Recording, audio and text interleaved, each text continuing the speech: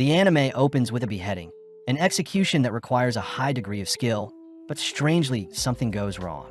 As the executioner swings his blade, he's horrified to see his blade snap upon clashing with our MC's neck, Gabimaru.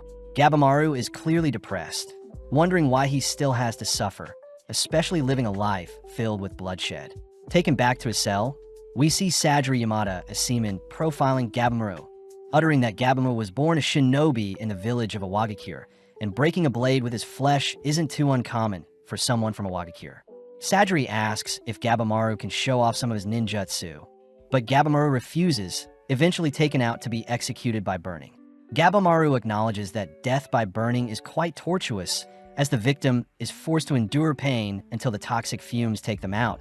But in the present, the men seem to be having trouble with burning Gabimaru, as it seems only his clothes are affected. In his cell, Sajiri is forced to avert her eyes whilst recording the events that happened today, asking Gabimaru about his past. Gabimaru says his parents were slain when he was a child by his village chief, a mystery he has yet to solve.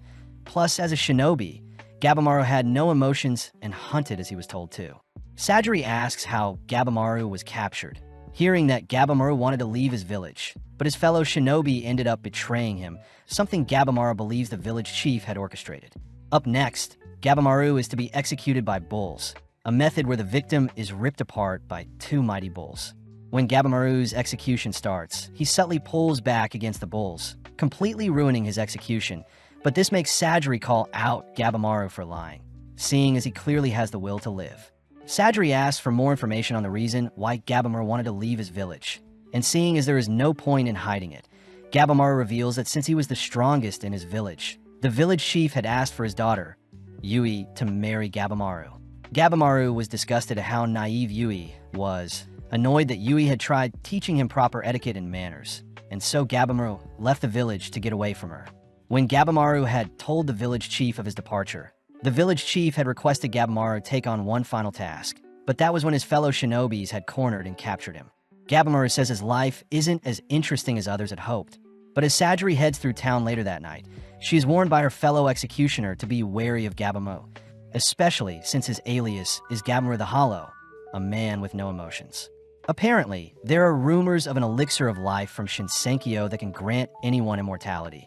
And with Sajiri hearing that even 20 men could barely capture Gabimaru, she deduces that Gabimaru is still hiding something. The next day, the executioners attempt to boil Gabimaru alive with some searing oil, but even such a horrific method doesn't faze Gabimaru. Seeing as it's finally her time to shine, Sajiri asks for Gabimaru to be escorted underground, and upon entering into a creepy-looking room, Sajiri reveals herself to be a sword tester from Edo. Sajiri dawns from the Yamada clan, a group of people that test out swords and act as executioners, and seeing as Sajiri is a woman capable of being bestowed the seaman role, Gabimaru suddenly flinches as he can detect killing intent from Sajiri. Feeling fear, Gabimaru suddenly breaks free from his cuffs, and as Sajiri appears behind him with a slash, Gabimaru instinctively leaps back to evade. Finally shedding blood, Gabimaru continues to evade Sajiri's advances, listening in as Sajiri declares that a person's true nature is revealed right before their death.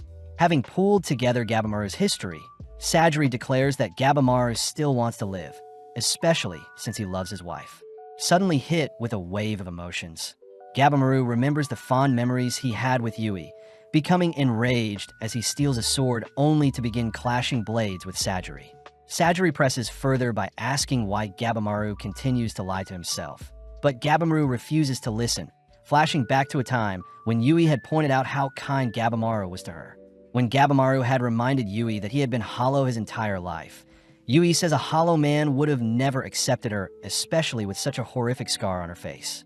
Yui knew that men in her village are sent off to hunt and gather, whilst women are to stay at home and bear children. Something her father recognized, hence, he was the reason why Yui had her scar. To prove she was right, Yui had given Gabimaru a quick kiss, making Gabimaru blush, and is the reason why Yui loves Gabimaru. In the present, Gabimaru begins crying that he is irredeemable, all whilst memories of Yui accepting him for who he is flashes through his mind. Gabimaru had wanted to quit his shinobi life and live alongside Yui peacefully, but Gabimaru knew his lineage along with the village chief would never allow such a life, making Gabimaru cry that he can never be normal.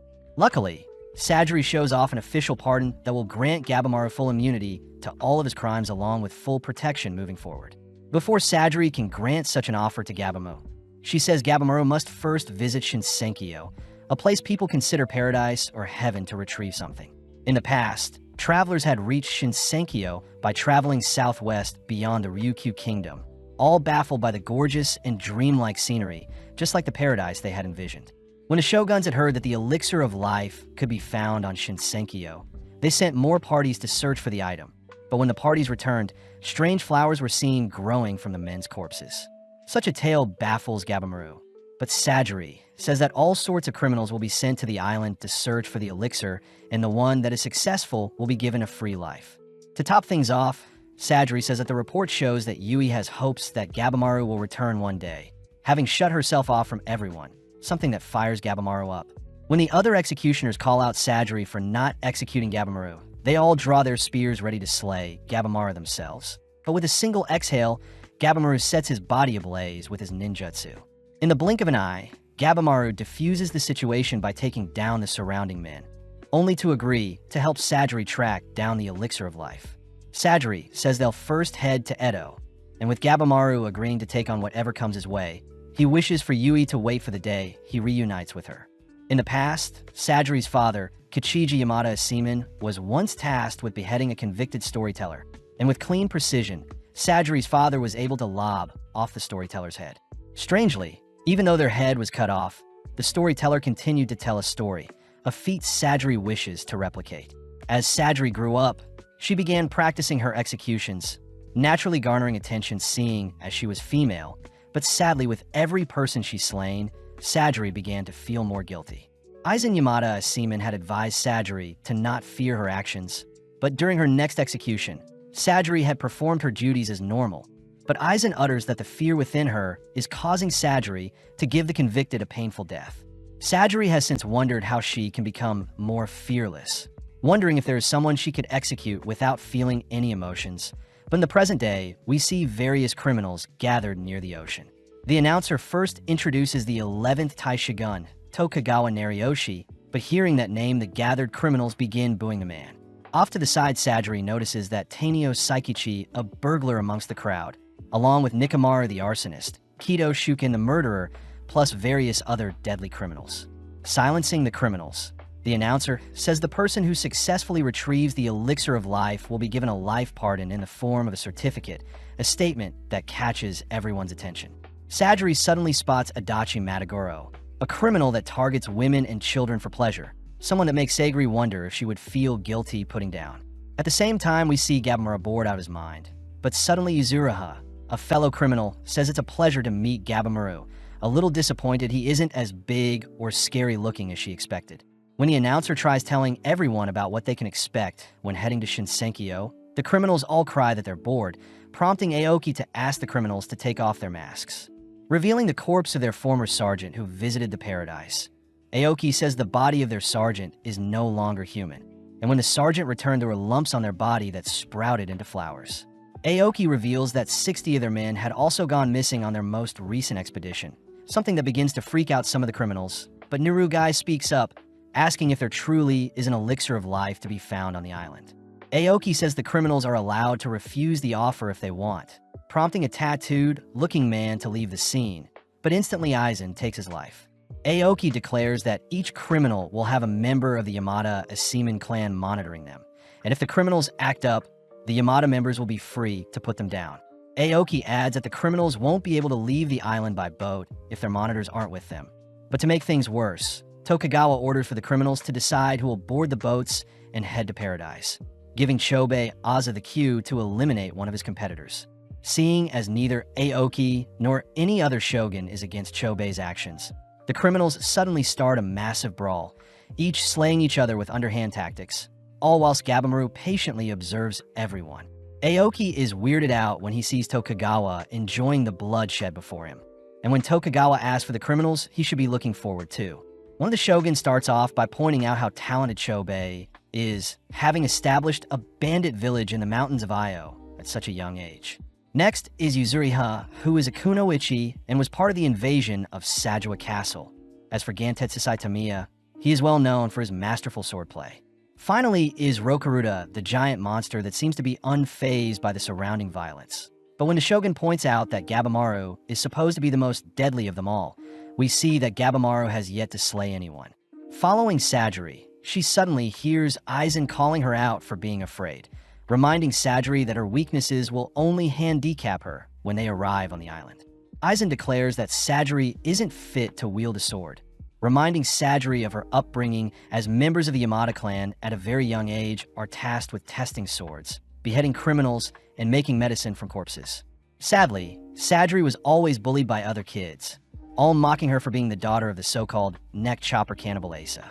Even though Sajiri tried suppressing her emotions, she was naturally drawn to the sword, strangely able to see disturbing reflections of the truth in the blade she wields. In the present, we see 3 criminals rally together to escape their entrapment, all declaring that they'll attack Sajiri and steal her blade. Before Aizen can intervene, Sajiri offers to put them down, stealing her resolve even though the souls of those she's slain still scare her. As Sajiri easily decapitates the 3 attacking criminals, she is suddenly surprised to hear Gabimaru confront Tokugawa, asking why they have to slay others to go on the expedition. Annoyed, Aoki asks a fellow criminal to slay Gabimaru in exchange for a guaranteed spot to the island. But as the criminal tosses a rock towards Gabimaru, Gabimaru easily dodges, only to ask the criminal if he feels bad for taking another's life. When the criminal says he could care less, Gabimaru gets serious, declaring he'll slay those who try to take his freedom. In an instant, Gabimaru begins dismantling the weaklings before him, taking one life after the other, even accidentally breaking free from their entrapment, only to continue his brawl in the nearby ocean.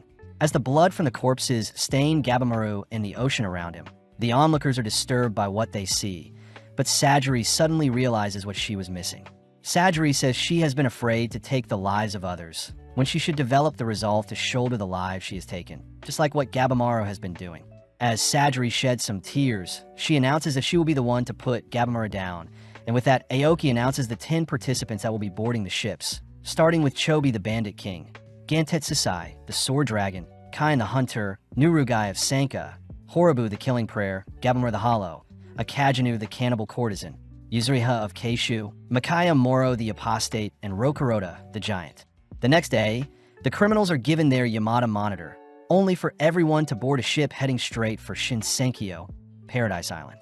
In the past, the chief of a Wagakure village showed off his immortality by allowing himself to be punctured and pierced by all sorts of weapons, saying that he had acquired his powers from a land across the ocean. As the gang arrive on the island, we see Gabimaru and Sajiri split off from the other members, both beginning their trek all whilst admiring the beautiful scenery around them. Gabimaru tells Sajiri to stay alert, especially since the surrounding plants and animals seem out of place. And as Gabimaru breaks free from his binds, Sajiri says she has been given strict instructions to have the criminals tie up their hands during their time on the island. Gabimaru says Sajiri is being too picky, plus their rations will only last them 3 days, but Sajiri draws her blade, reminding Gabimaru that she will execute him if he disobeys her. Seeing as he has no choice, he allows Sajiri to tie his hands up, but suddenly a massive steel ball clobbers Gabimaru. Revealed to be Kyun taking out his competition, everyone is surprised to see Gabimaru unfazed by Kyun's powerful blow, but Sajiri recognizes Kyun to be a warrior monk obsessed with wielding weapons. Rumor has it that Kyun has stolen 100 weapons from those he slaughtered, but Sajiri demands to know why Kyun's arms aren't tied, asking Kishu what he is doing. Kishu scolds Sajiri for being a stickler for rules, especially since the criminal's hand can be retied once they reboard the ships. And to make things worse, Kishu tries pointing out how lowly ranked Sajiri is, but Sajiri stops him before he can. Kyun is annoyed everyone is ignoring, choosing to unveil his toolbox filled with weapons, as he creepily announces that he'll test out his new weapons on Gabimaru. Gabimaru says the others will get a head start if they spend their time fighting, but Kyun could care less, especially since Kishu and Sajiri have allowed their duel. As Sajiri asks Gabimaru to tie up his hands, Kyun takes the chance to rush Gabimaru, but all of his weapons break upon colliding with Gabimaru. When Gabimaru finishes tying his own hands, he uses one of Kyun's poles to propel Kyun into the air, and seeing as Kyun's weapons have all been tossed into the air as well, Gabimaru locks onto one in particular.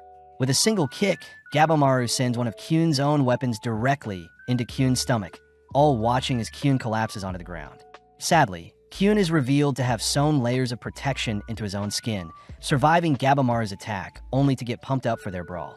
Sadly, Gabamaru wipes the floor with Kyun, completely skewering the monster with his very own weapons. Seeing as his job is finished, Kishu chooses to decapitate Kyun and bring back his head as proof to leave the island. But before Kishu leaves, he warns Sajri that she is quite unlucky.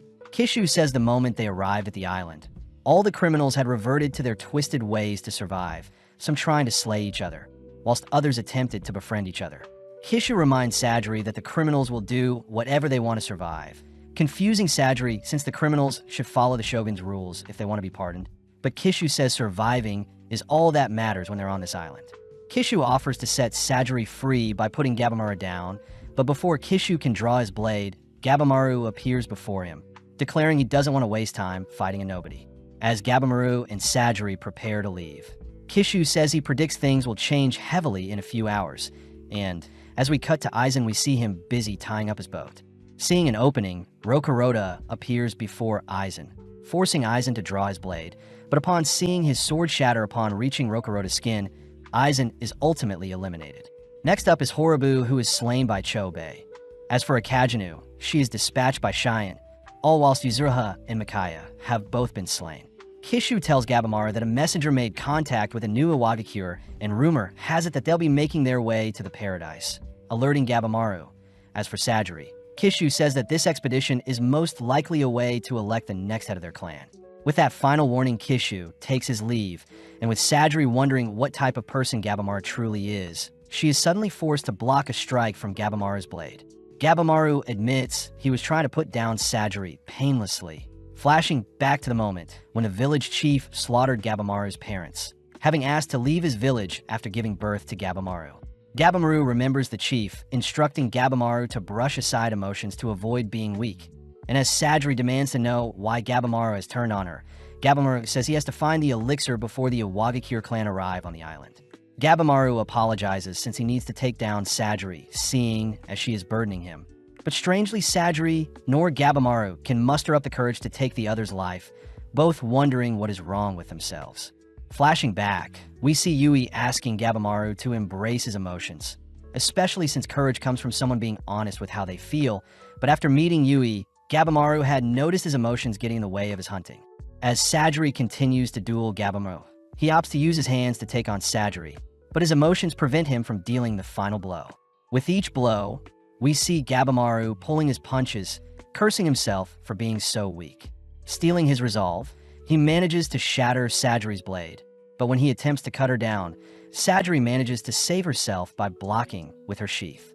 Sajri calls out Gabamaru for being pathetic, and seeing as he has no other choice, Gabamaru manages to mount Sajri, readying himself to don his hollow form. With every ounce of hatred in his body, Gabamaru relies on his instincts to plunge his blade into Sajri, completely entranced by the village chief's influence, but still he is unable to take Sajri's life.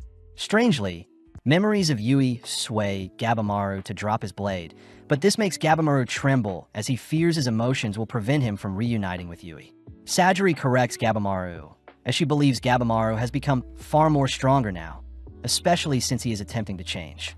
With Sajri's words hitting home for Gabamaru, she manages to convince Gabamaru to sheath his blade, both calling a truce as Sajri says she wants to see Gabamaru change for the better. Elsewhere, we follow Fuchi and Gantetsusai encountering some strange-looking statues, but when a butterfly lands and stings Gantetsusai's hands, Gantetsusai gets a strange feeling. Instantly severing his own hand, Gantetsusai points out the disturbing human face on the butterfly, and just as Gantetsusai predicted, his lobbed-off hand begins to sprout flowers. At that moment, the island begins to rumble as various creatures begin to flock around the intruders of their land, forcing everyone to stay on high alert as strange anomalies make themselves known. In the past, no one would mess with Gantetsusai as he had honed his swordplay masterfully, even drawing the attention of Lord Tatsumi, who recruited Gantetsusai as one of his officers. Gantetsusai agreed, seeing as he was given a place to stay and food, but during an evening of drinks with Tatsumi, Tatsumi had questioned if Gantetsusai was even capable of slaying a dragon. Pissed, Gantetsusai had destroyed the dragon carving Tatsumi had owned, ultimately putting a bounty on Gantetsusai, as Tatsumi sent his men to arrest Gantetsu Sai. Hearing that Gantetsu Sai will return one day and mess with Tatsumi more, Fuchi is weirded out by Gantetsu Sai's reason for living. Gantetsu Sai asks what the tools Fuchi had brought with him, but Fuchi brushes aside the question, declaring that he is ranked 9 amongst his peers. Fuchi says the tools he's brought are for dissection, swiftly drawing his blade, which alerts Gantetsu Sai, all whilst ordering Gantetsu Sai to not look down on him. Seeing Fuchi's resolve, Gantetsu Sai simply begins to head through the forest, making Fuchi ask what Gantetsu Sai has planned.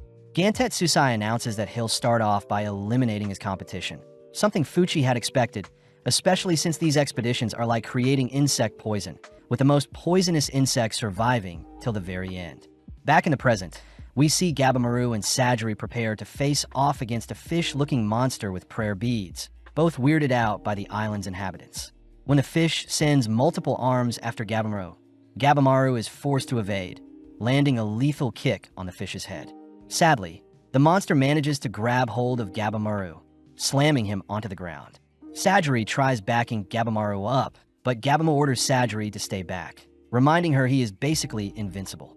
Seeing as the fish is unfazed by the hole in its head, Gabimaru remembers Rule 5 of the Shinobis, recognizing he shouldn't engage with unknown enemies. Distracted by Sajiri, Gabimaru is binded and tossed around once more, but before he can give Sajiri the order to flee with him, our duo realize they've been surrounded by smiling monsters in all directions. Sajiri can't help but feel lightheaded, checking to see what Gabimaru plans to do, but seeing as there is no way out, Gabimaru gets serious. Igniting himself with his flames, Gabimaru begins dismantling the monsters around him, crying out that he needs to survive no matter what. Entranced by the scenery around her, Sajiri barely manages to evade a monster that has snuck up on her, but having let her guard down, Sajiri is suddenly surrounded by smaller-looking creatures. Taking note of Sajiri's predicament, Gabimaru reasons he should just let Sajiri be slain, but his emotions refuse to allow such a thing, forcing Gabimaru's body to move and rescue Sajiri. Before Sajiri can thank Gabimaru, a tentacle from the fish monster attempts to strike Gabimaru from behind, but Genji appears, slaying the fish monster.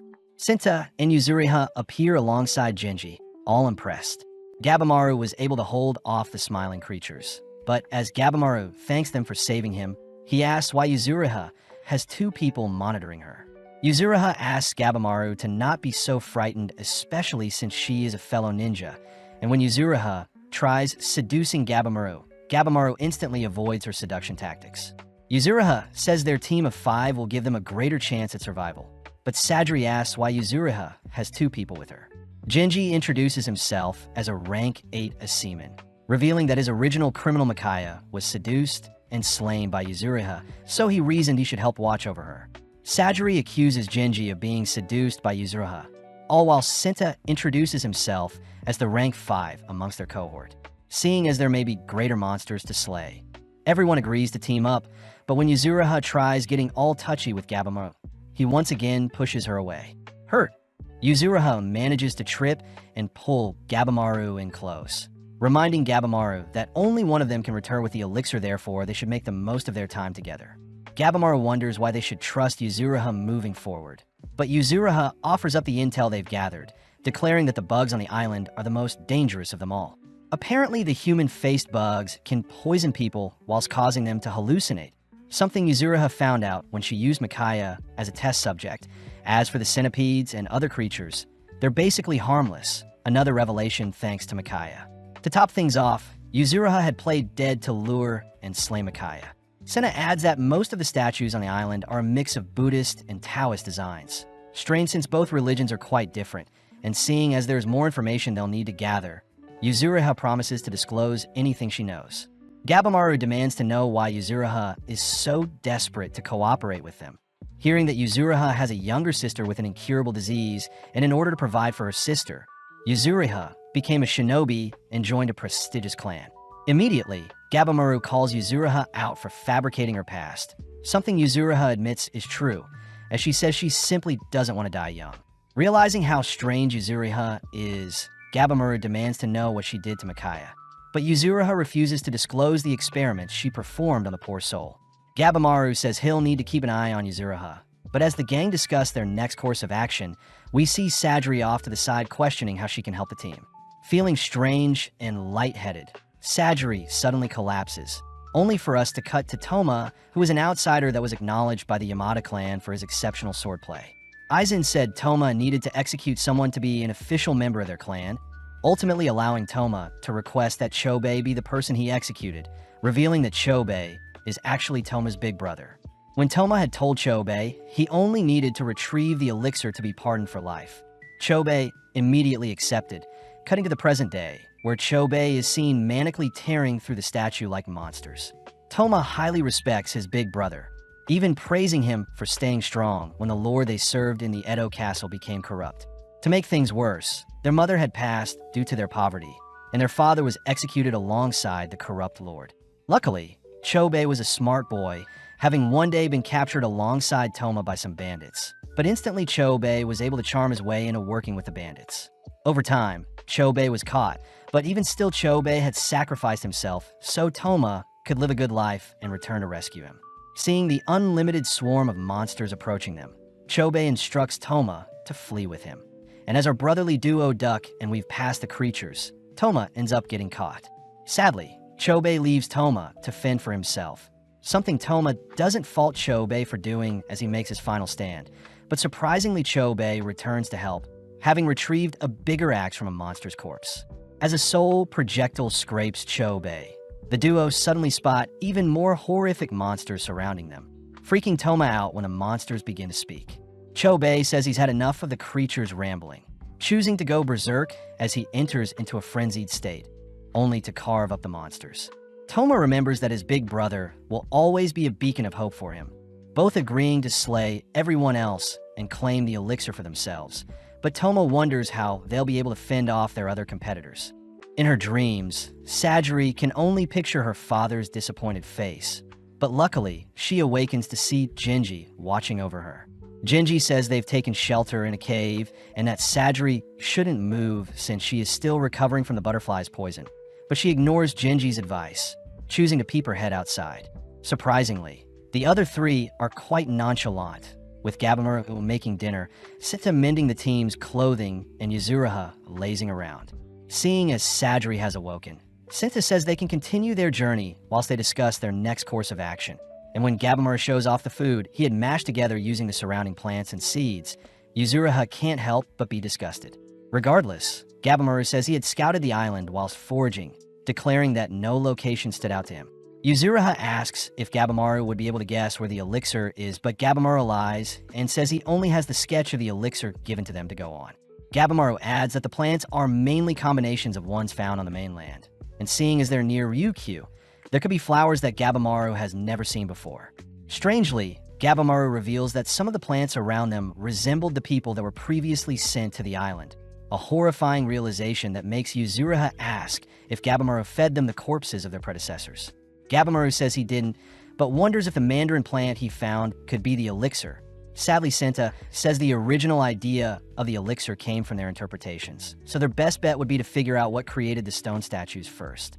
Sadri says she is still creeped out seeing as the wildlife is too dangerous for normal species to survive on the island. And strangely, there were no reproductive organs on the creatures they slayed, plus they resemble gods that were created using human and animal parts. As the group tries to wrap their heads around the phenomena they've been facing, Gabimaru declares that such immortal beings would indicate that the elixir is real, but first they must figure out where the monsters live. That evening, Sadri is still amazed an entire day has yet to pass, but suddenly Genji asks Sadri to leave the island, declaring that as a daughter of the Yamada clan, she should focus on giving birth to their future generation. Sadri says she'll stay and fulfill her duty, but Genji calls out Sadri for losing her sword granted to her by the clan, reminding Sadri that she doesn't have the heart to put down Gabimaru if the time comes. Genji says Sadri's skills as a sword tester and executioner will do her no good in battle, but Senta appears questioning if it'll be easy to return to their main boat, seeing as most don't make it out alive. Cutting over to the rank 10 Tenza, we see him and Nurugai attempt to escape the island and return to the main boat, but Nurugai says Tenza is dumb for using brute strength to fight the currents in the ocean. Nurugai says he won't be able to return to land safely seeing as he doesn't have the elixir, but Tenza says he'll speak to the shoguns. intriguing Nurugai. When the duo spot the main boat in the distance, they jump in joy, but eerily they realize they've discovered the shipwrecks of all the previous boats that failed to escape the island. In the fog of war, a creepy silhouette is seen spying on them, and when Tenza draws his sword, the creature horrifically attacks with its tentacles. Managing to evade and leap onto the shipwrecks, Nurugai says that Tenza's shiny sword is showing the monster where they are, and seeing as they need to flee from the eldritch horror chasing after them. Both desperately search for a usable boat. Nurugai still remembers the moment when his grandpa had asked Nurugai to survive no matter what, and it's revealed that Nurugai was the one who tried helping some samurais that were lost in the forest. But when they discovered Nurugai's village in the mountains, they slaughtered them, all seeing as the village wouldn't submit to them. Nurugai was the only one taken alive, ultimately meeting Tenza, who believed an innocent child shouldn't be executed, hence he was offered the chance to go free if he finds the elixir. But Nurugai wondered if he should live on to preserve his bloodline or snuff himself out to atone for his sins. Horrifically, the duo run into a malformed-looking Kishu, making Tenza cry out seeing as Kishu is unresponsive. Out of nowhere, the monster's tentacle tears Kishu's body into two, only for multiple other tentacles to entrap our duo in a ring. Seeing Kishu's corpse, Nurugai is reminded of his grandpa's last moments, suddenly falling onto his knees as he asks that Tenza leave him and flee. When a tentacle rushes towards Nurugai, Tenza severs the tentacle only to demand Nurugai explain himself. But Nurugai says the Sanka convention he grew up and instructed him to live for the mountain and village. With Tenza blocking another attack from the creatures, Tenza asks Nurugai to explain why he doesn't want to flee, but this annoys Nurugai as he sees Tenza is putting his body on the line to protect him. As the creatures begin to swarm our duo, Tenza continues to hold them off, demanding to know if Nurugai wants to live. Suddenly struck with the fond memories he had with his gramps, Nurugai cries that he wants to live, prompting Tenza to toss him a sword as they both fight their way toward a stray boat off in the distance. As the evening sun appears, we see that Nurugai and Tenza have successfully escaped their demise and made it back to the island, but they fear that all the surrounding currents only lead back to the island. Tenza does remember the lone samurai that made it back to the island, declaring they'll search for that route once they get cleaned off, but upon seeing Nurugai's girlish figure, Tenza realizes that Nurugai had been a girl all along. Nurugai says she's fallen for Tenza, but as we cut back to the others, Genji is seen storming off as he says Sajiri is expected to leave tomorrow morning. Alone with Senna says he half agrees with Genji as Sajiri seems to be the only one able to tame Gabimaru, something that makes Senna ask how the two got so close. Sajiri decides to hide Gabimaru's past from the others, cutting to later that night when everyone is asleep, but Sajiri chooses to have a chat with Gabimaru. Weirdly, Gabimaru asks if Sajiri is feeling better, catching Sajiri off guard as Gabimaru seems to care for her. Gabimaru says he'll face the Iwagakure if they invade the island, and once he leaves the island, he'll live the rest of his life with Yui, something Sajiri finds admirable. Sajiri asks how Gabimaru can be so strong, but Gabimaru says he can sense great potential in Sajiri herself. Unable to pinpoint exactly what it is, but Gabimaru's instincts tell him that Sajiri is strong. Seeing as Gabimaru believes in her, we cut to the next day, where Genji offers to escort Sajiri back to her boat, but Sajiri says she won't be leaving. Sajiri still remembers the prejudice she received from her peers and parents during her upbringing as a woman, especially since women were never meant to wield a blade nor have the right to lead their clan, but Genji can't understand what Sajiri is feeling. Sajiri cries that she wants to live as a samurai, swiftly bowing to Genji as she pleads for Genji to allow her to live her life how she sees fit, but Genji says he can't bear to listen to such nonsense. As Genji draws his blade to knock some sense into Sajiri, Sajiri swiftly disarms and steals Genji's blade, pissing him off as he refuses to be made fun of, but before things can escalate, Rokuruda appears, ripping a hole in Genji's stomach. In the past, we see that Rokuruda would always eat, eventually growing up and being unable to control his powers to a point where he slayed his own parents. In the present, Genji had pushed Sajiri away from Rokuruda's attack, tanking the entirety of the blow as he was flung brutally into a tree. Seeing as Genji is on the brink of death, Genji cries for Sajiri to run, but Rokuruda has snuck up on her preparing to attack. Right on cue, Gabimaru appears, knocking Rokuruda aside, horrifying Sajiri when she realizes Aizen was meant to be watching over the giant.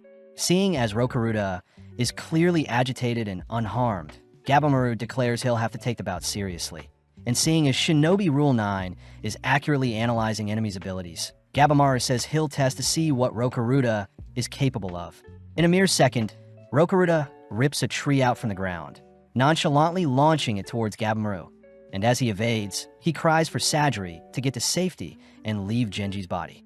Gabimaru is a little annoyed that Yuzuriha is watching idling by, something she is proud of as she begins cheering Gabimaru on, and seeing as Rokuruda has only brute strength, Gabimaru says he'll only have to focus on predicting Rokuruda's swings. Strangely, Rokuruda begins changing up the speed in which he attacks, forcing Gabimaru to stay on the defensive, as he realizes that Rokuruda is more capable than he seems. Testing out a theory, Gabimaru employs his stone-throwing technique, but the deadly projectiles simply bounce off Rokuruda's thick exterior.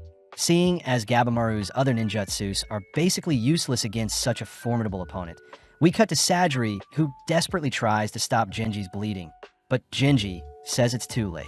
Genji takes the chance to point out how nurturing Sajiri is, but Sajiri cries she has always wanted to embody the responsibilities of both men and women, shocking Genji as he finally realizes what Sajiri was trying to tell him earlier.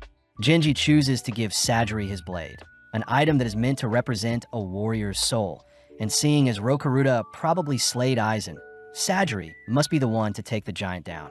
Back with Gabimaru, he is unable to get close to use his flames on Rokuruda, fearing that he'll be snuffed out the moment he gets too close. But surprisingly, one of Rokuruda's fingers are severed, revealed to have been Sajiri who had targeted one of Rokuruda's joints. Seeing as Rokuruda does have weak points after all, both Sajiri and Gabimaru agree to work together, all while Senna says he would like to tend to Genji's wounds, but Yuzuriha calls Senna out for telling a bold-faced lie. Yuzuriha says they can flee if the others lose, and seeing as Rokuruda's finger wound has already stopped bleeding, Gabimaru says they'll cut Rokuruda at the legs to make him kneel only to take the giant down with a single blow to his neck. As Gabimaru draws Rokuruda's attention, he buys time for Sajiri to sneak over to Rokuruda's legs, but her slash fails to breach the giant's skin. Seeing as her attack was filled with emotion, Sajiri says she needs to rid herself of all emotions, all whilst Rokuruda retaliates with some projectiles of his own. Although our duo can evade, Gabimaru notes his fatigued legs. As for Sajiri, she still fails to make a cut on Rokuruda's body. Sajiri cries they need to make Rokuruda kneel over before she can cut his nape, but suddenly Rokuruda's stomach begins to growl, causing the giant to bawl his eyes out as his cries create deafening sound waves. With everyone in the vicinity covering their ears, Gabimaru is suddenly caught off guard as Rokuruda pounds him into the ground. And even though Gabimaru seems fine, he suddenly begins spewing out blood as the impact from the single attack was too much for him. Seeing as Gabimaru is unable to move, Sajiri rushes to intercept Rokuruda's next attack, and as she sees her life flash before her eyes, she comes to the realization that her attacks can both be filled with emotion and reason. Masterfully, Sajiri manages to parry Rokuruda's next attack, only to duck a second incoming slam. Taking a deep breath, Sajiri braces and calms her mind, emitting an aura that frightens Gabimaru all whilst impressing Yuzuriha, as Senta says her ranking was originally meant to be 12th. Senta admits that Sajiri was placed last due to her status as a woman, but after she has removed any hesitation, it's apparent that her skills surpass even most masters. As Sajiri brawls with Rokuruda head-on, Gabimaru is completely blown away by how Sajiri is moving, and when Rokuruda loses footing and falls on his back, Sajiri rushes to capitalize.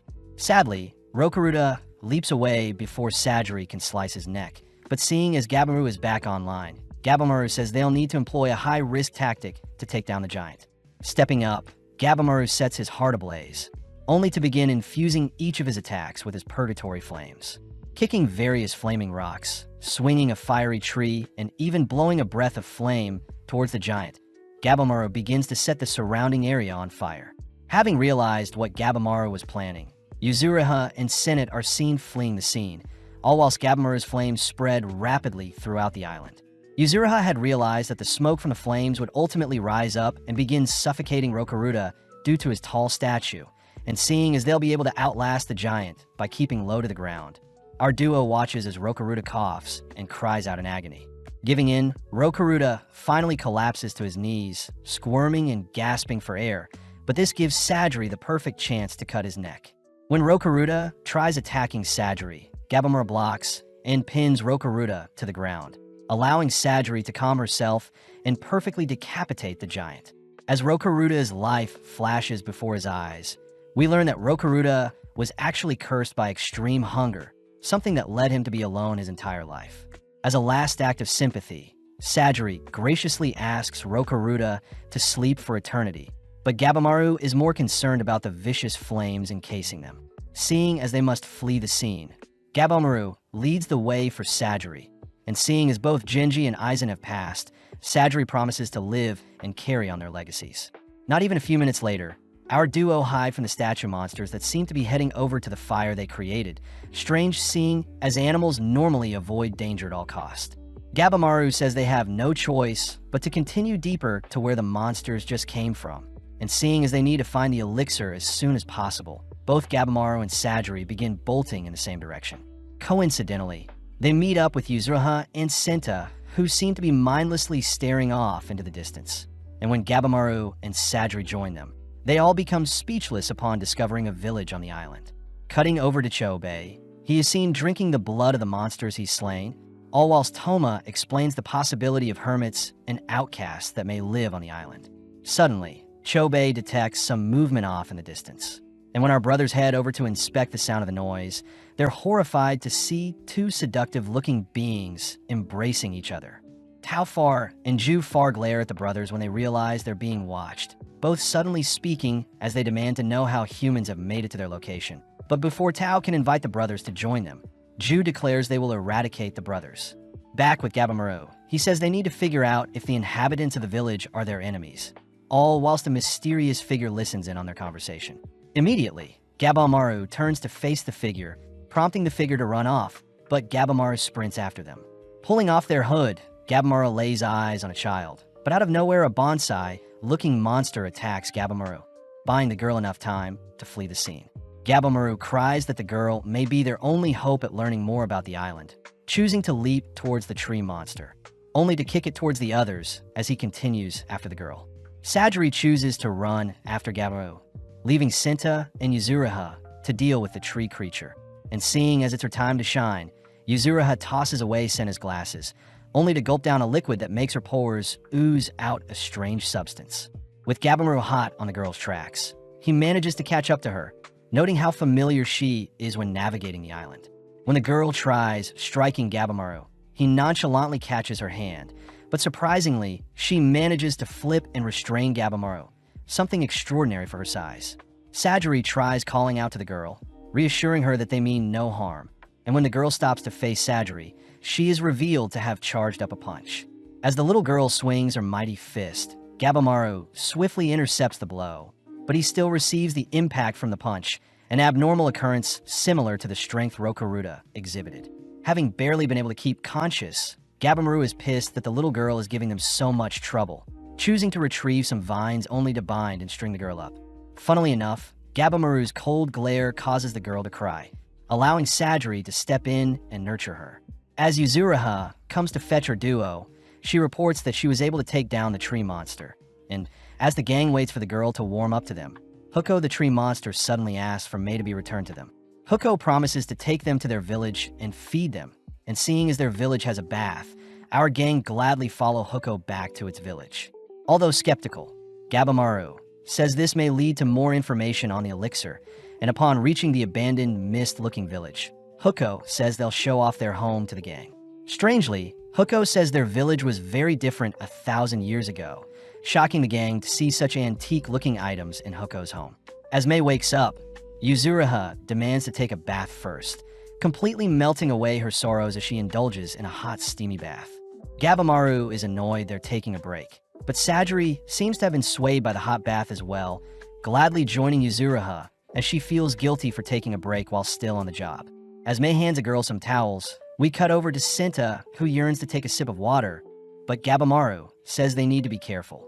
When Huko presents an assortment of plump fruits, Senta can't help but drool, but although Gabamaru is hesitant, Huko says they aren't poisoned.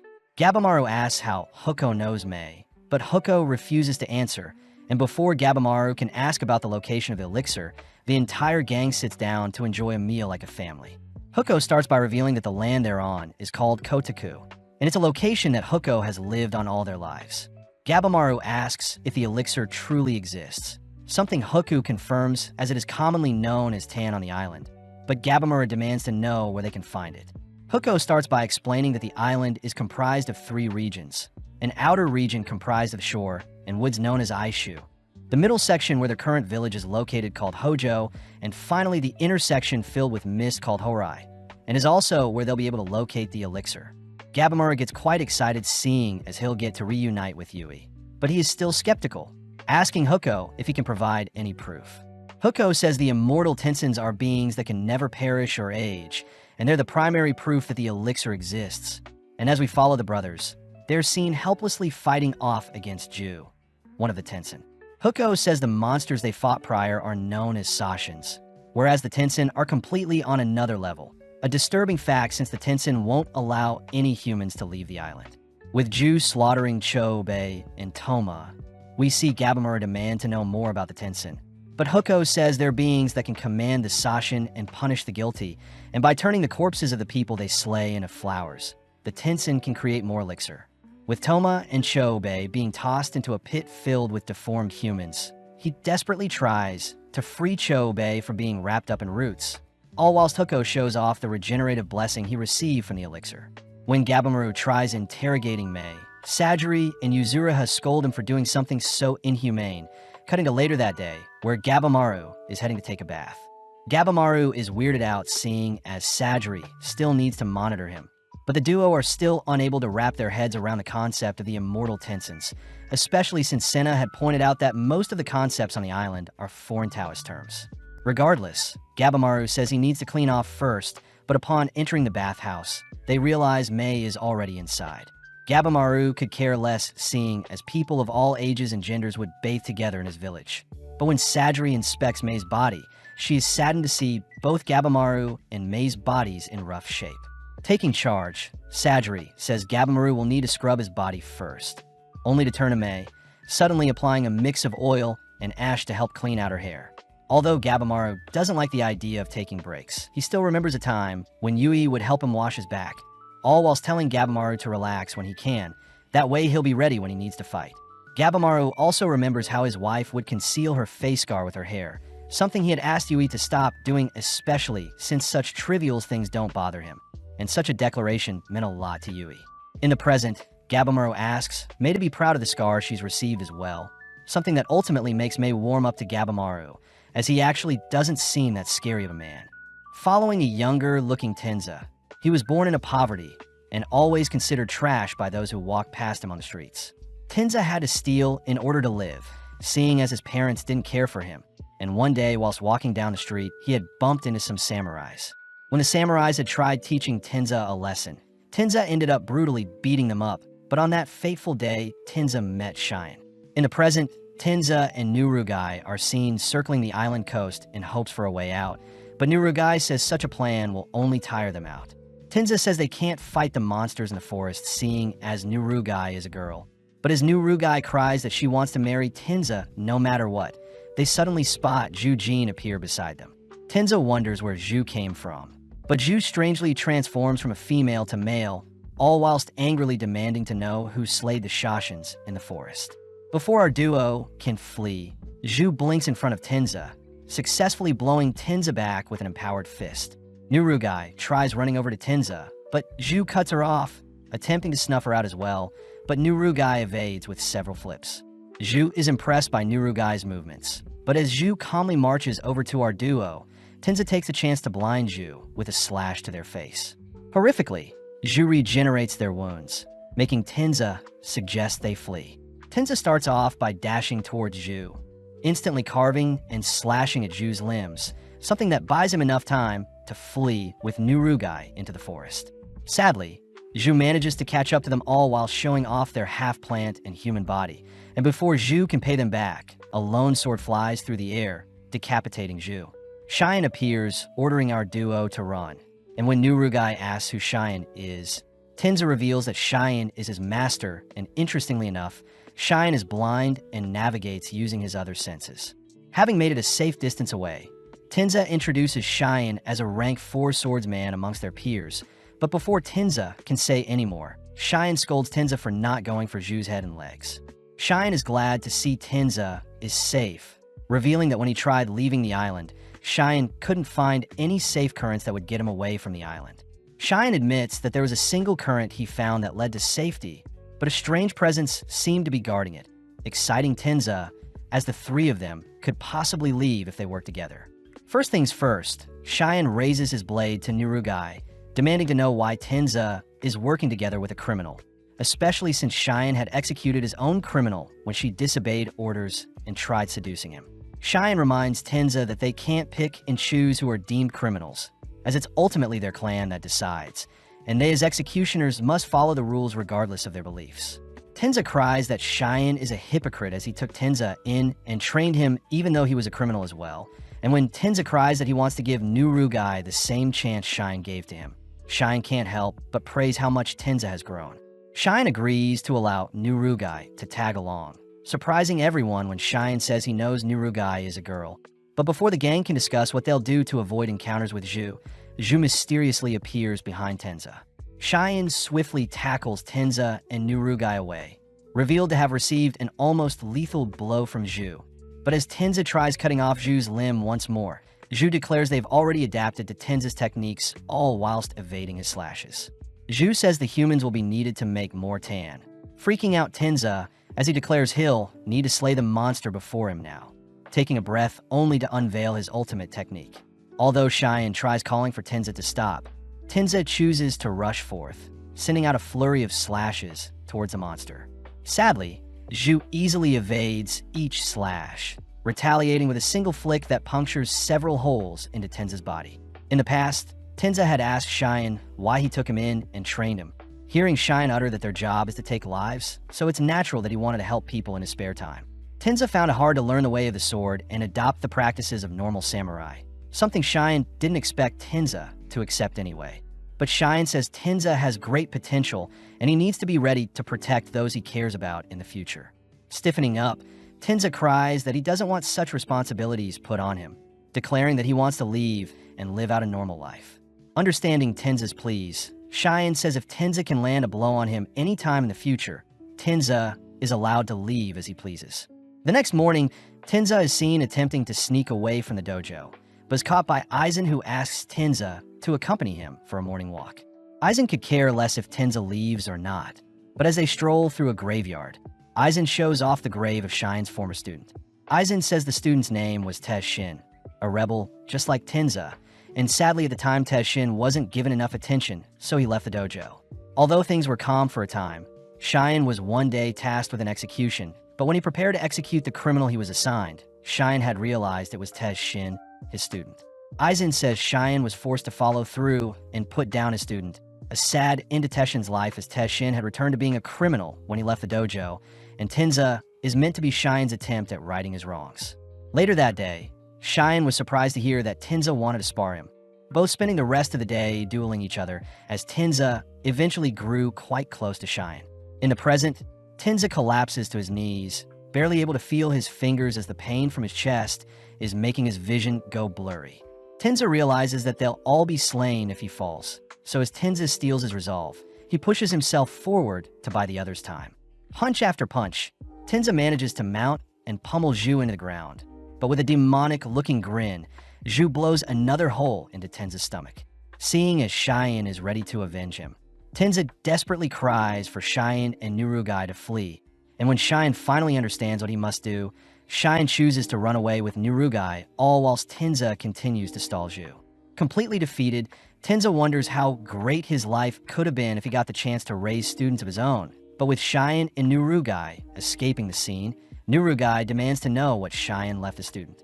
Cheyenne cries that he'll make Zhu pay for what they've done, all whilst Tenza is seen sleeping in a pool of his own blood, and as Tenza's final memories flash through his head, we learn that Tenza was ultimately able to disarm and land a strike on Cheyenne in the past. But Tenza had chosen to stay and train with Cheyenne instead of leaving the dojo.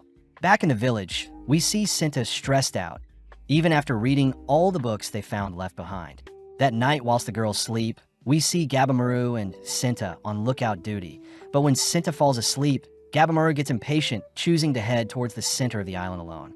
Dashing through some thick fog, Gabimaru continues south, but suddenly stops when he enters into a clearing filled with strange voices. Gabimaru realizes that there are tree creatures praying before him, and weirdly, they aren't moving, reminding Gabimaru that Senna had warned the gang against exploring further until they figure out more about the island. Gabimaru fears he is running out of time, continuing deeper into the fog, all while someone seems to be tailing him. Not too long after, Gabimaru runs into a man-made building. Something Huko had predicted as the center of the island is still meant to be quite preserved for those living in it. As Gabimaru reaches out to the door in front of him, he suddenly realizes that Zhu has appeared behind him, but luckily Zhu says they're too exhausted to engage in another fight. When Gabimaru asks if humans can truly be made into the elixir, Zhu sparks up, immediately rushing Gabimaru with an empowered palm. Gabimaru chooses to parry the blow, following up with a powerful kick that sends Zhu's head spiraling. But Zhu simply continues to hunt Gabimaru down. Seeing as Zhu can regenerate infinitely, Gabimaru employs his flames to incinerate Zhu. But before Gabimaru can turn away, Zhu sneaks up on Gabimaru even with their burnt body. Zhu manages to combo and slam Gabimaru into the walls of the building before them. And when Zhu regenerates all of their wounds, they're surprised to see Gabimaru still standing. As their duel continues throughout the desolate wastelands, Gabimaru is able to keep up with Zhu, something that excites Zhu as it's been ages since a human was comparable to them.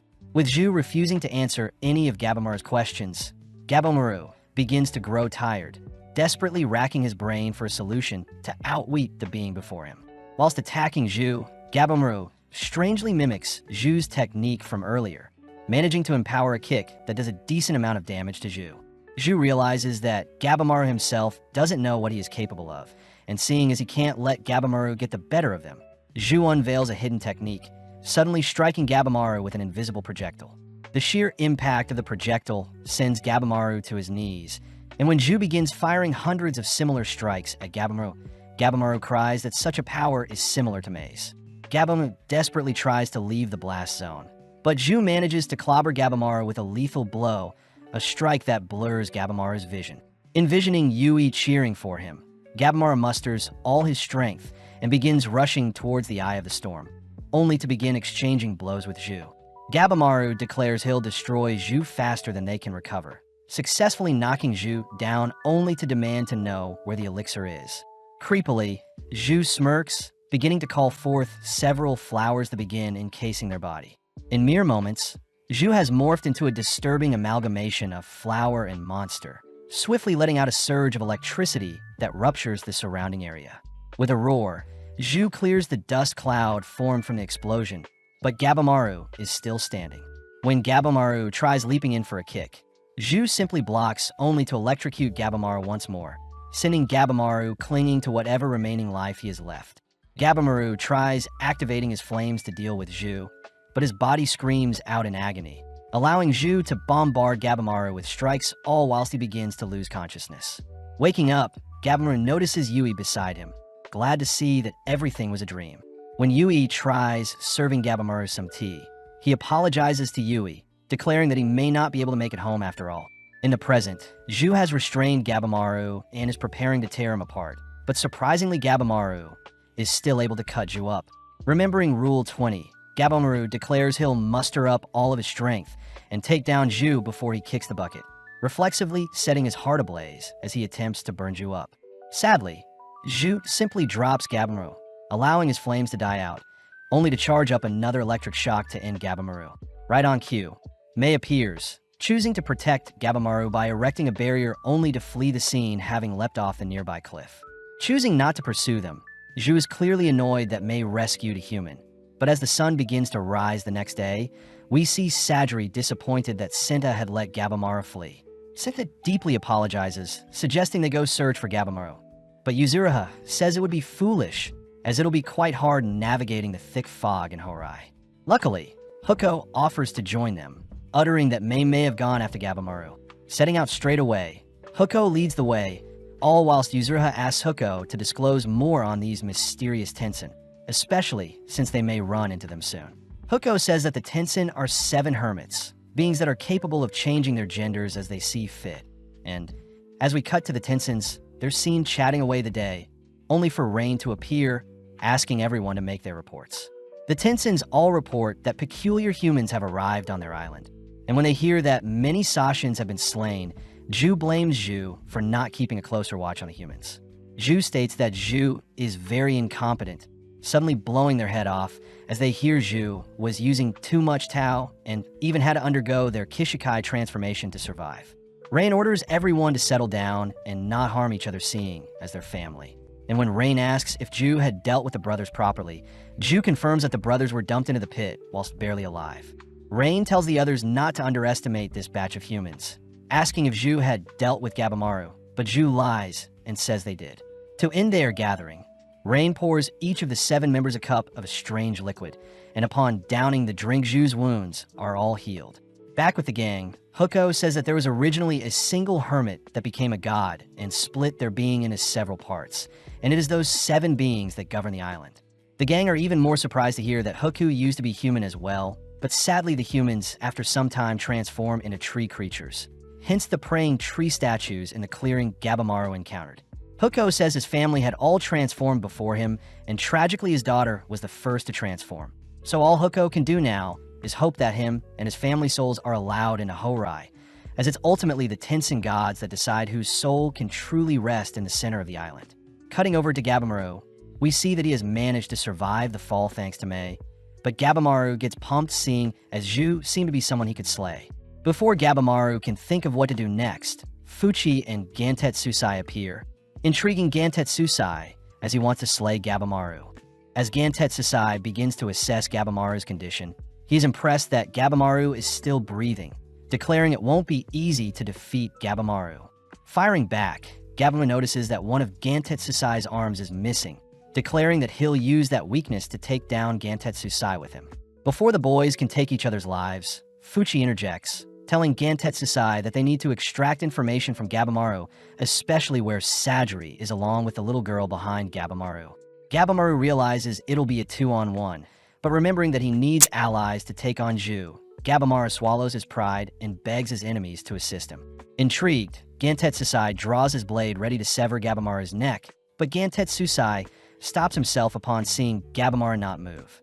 Seeing as the duo are willing to listen, Gabimaru reveals the existence of the Tensin to the others, information that is quite hard to believe. Surprisingly, Gantetsusai is on board with teaming up, declaring that he wants to become immortal, that way his name will become a pillar for generations to come. With Fuchi interested to study the bodies of the immortal Tensin, the trio agree to unite their strengths, but at that moment Mei awakens. Strangely, Gabimaru sees that Mei has grown substantially since they last spoke, swiftly rushing to ask Mei various questions. Seeing as he is scaring Mei, Gabimaru backs off only to thank her for saving him, and now that he has calmed down, Gabimaru asks what connections Mei has to the Tensin. Back with the others, Senta can't help but be suspicious of the names of the Tensin along with the names given to the 3 territories, pointing out how the names are a mix of different religions. Senta says the various relics and religious pieces they saw on the island are too jumbled, reminding them of Mikaya, who tried creating his own religion in an attempt to overthrow the existing shoguns. Plus, the monsters are strangely created, a sign that there is a creator overseeing things, and it seems that only the humans that have become flowers can leave the island. Senna suspects that their search for the elixir will also give them a way out of the island, but Yuzuriha doubts that they'll be able to find the elixir and upheave a system that has been in place for 1,000 years. Yuzuriha also fears that Gabimaru is no longer with them, but knowing his personality, Sajiri says Gabimaru is 100% alive. Back with Gabimaru, he asks if Mei can help give them information on how to defeat the Tensin, but when Mei utters that Tao can help them, she is incapable of explaining what Tao is.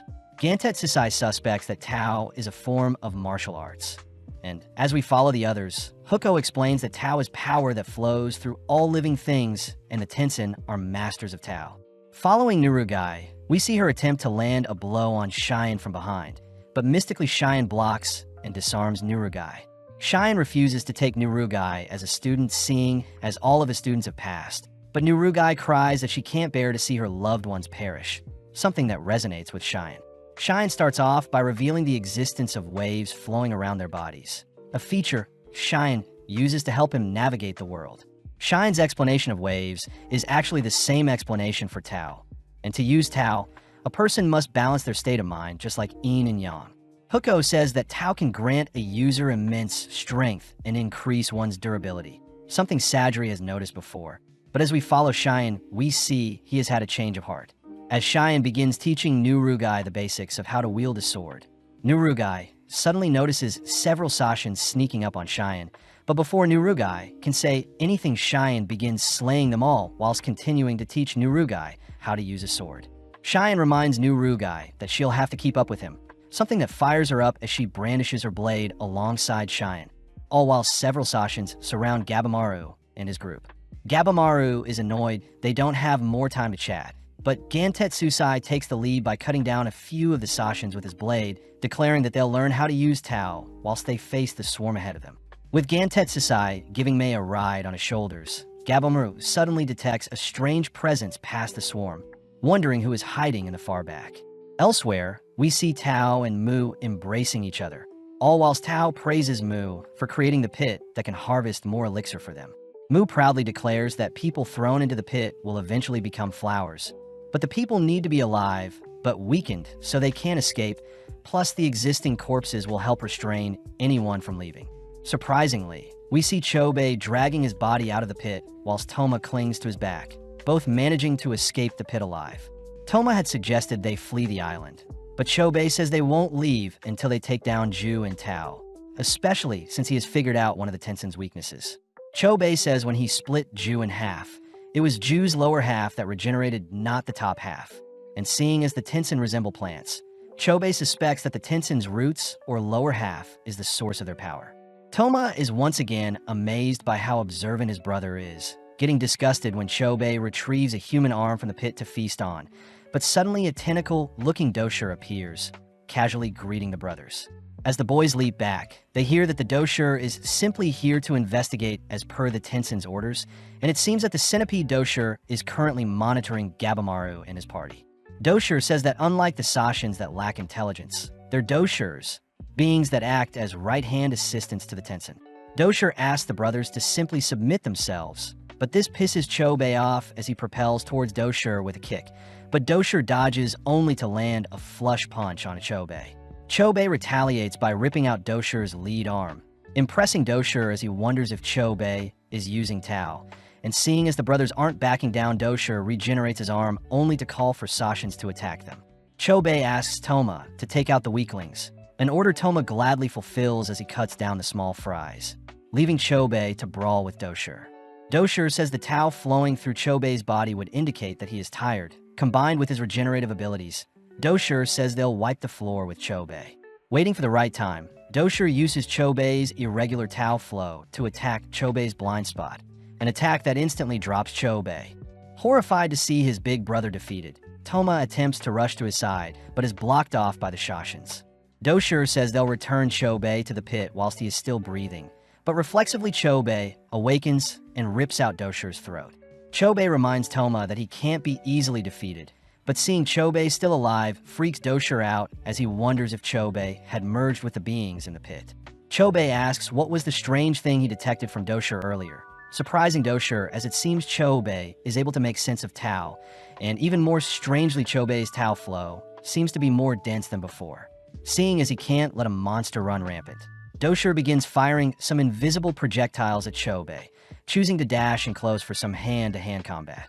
When Chobei's arms are dislocated, he simply pops them back into place, frightening Dosher as Chobei's Tao is growing stronger by the second. Toma wonders what is happening to Chobei, watching as Chobei declares that his body is surpassing what humans are normally capable of, and it's something he must adapt to, just like what he's been doing his entire life. In the past, when Chobei and Toma were captured by some bandits, they had tried tormenting the boys by placing scars on both of their faces. But to protect Toma, Chobei had willingly punctured one of his eyes to show the bandits he was willing to become one of them. In the present, whilst Toma holds off the Shoshin from intervening, Chobei rushes towards Dosher, even charging through the strange projectiles Dosher sends at him. Focusing in, Chobei aims for Dosher's stomach, confirming that the monsters they'll have to face share the same weak point in the navel area of their stomachs. Attempting to retaliate, Dosher once again fires off an invisible projectile, but suddenly Chobei monstrously evades the attack, declaring that he can see the Tao around Dosher. Dosher tries calling for their Sashin to help them, but sadly Toma has already slain them all, and when Dosher tries firing off another projectile, Chobei simply halts the attack by crushing Dosher's hand. Chobei wonders why the Tao didn't defend Dosher from his attacks, and seeing as the Tenzin he fought earlier seem to be masters at using Tao, Chobei declares he'll have to master the use of Tao as well. Chobei miraculously begins to mimic Dosher's projectile attack, blasting a hole in the monster's stomach only to demand Dosher answer his questions. Off to the side, Toma can't help but fear the type of monster Chobei has become, swiftly rushing over to help Chobei tie up Dosher, all whilst noting the strange vine markings he had acquired whilst in the pit. Back with Mei, we see she has the same vine markings as well, but as she rides Gantetsusai's shoulders, she scolds Gantetsusai for not balancing his attacks. Seeing Gabamaru dismantle the Sashins with his martial arts, Gantetsusai admits that Gabamaru is quite strong, but sadly Mei says Gabamaru isn't balancing his attacks either. Off to the side, Fuchi gets to work dissecting the monster's corpses, only to report that each Sashin has a unique internal structure, meaning each creature has their own weak points. Gabamaru can't help but wonder what Mei is hiding, having caught a glimpse of her true power before he fainted atop the cliff, but seeing Gabamaru glare at her, Mei begins to cry. Gantetsusai demands that Gabamaru be more nice to Mei, but Gabamaru says he's already nice to her, both continuing to slaughter the monsters, all whilst Mei tries telling them their attacks are too strong. The centipede Dosher seems to be inspecting the boys' movements, but upon seeing that Mei is with them, Dosher tries a sneak attack, but Gantetsusai has already detected and blocked the attack. When Gantetsusai tries swatting Dosher away, Dosher manages to evade and drag Mei away with their jacket. Surprisingly, Dosher gently places Mei down, only to ask where Mei has been, declaring that Mei was originally banished from the palace 1,000 years ago, but she eventually went missing from Horai entirely. Dosher said Rain had forbidden anyone from searching for her, but Dosher is glad to have reunited with Mei, especially since Mei doesn't belong with the humans. Dosher reveals that Mei feeds off humans to survive, just like the Tenzin, and as Dosher begs Mei to return and lead them, we see Gabamaru completely speechless. Gabamaru feels betrayed seeing as Mei may be hiding more things from them, but seeing the poor girl crying, Gabamaru's body moves on his own. Having stepped in front of Mei, Gabamaru chooses to protect the poor girl, admitting that he doesn't know Mei's true intentions, but he can't stand idly by and let Mei be taken away. Annoyed, the centipede Dosher calls for the butterfly Dosher to appear, and within a single second, both Doshers call for their armies of butterflies and centipedes to swarm the area. Gantetsusai is excited seeing as he can enact his revenge on the being that took his hand from him. And before Gantetsusai can rush the Doshers, he is struck by the invisible Tao projectile. Gabamaru realizes it's the same attack Zhu used on him, and as Gabamaru begins brawling with the centipede Dosher, Gantetsusai takes on the butterfly Dosher. Taking a quick break, the Doshers declare that humans aren't fit to protect Mei, but Gabamaru says he is simply returning Mei the favor for rescuing him. But this annoys the Doshins as they declare that Mei is essential for their Tao training. The Doshers reveal that it takes 5 steps to master Tao, with the final one being the balance of yin and yang, and can be achieved with intercourse between men and women. It's revealed that the Tenzins have been using intercourse to further increase their Tao mastery over the years.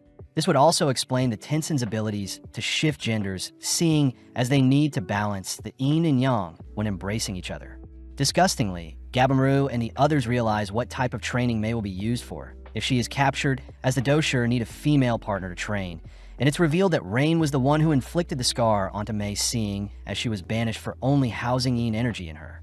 Gantetsusai cries that he'll slay the disgusting monsters before them, and before Gantetsusai can ask Gabamaru to join him, the air around Gabamaru begins to spark, seeing as Gabamaru is quite pissed off.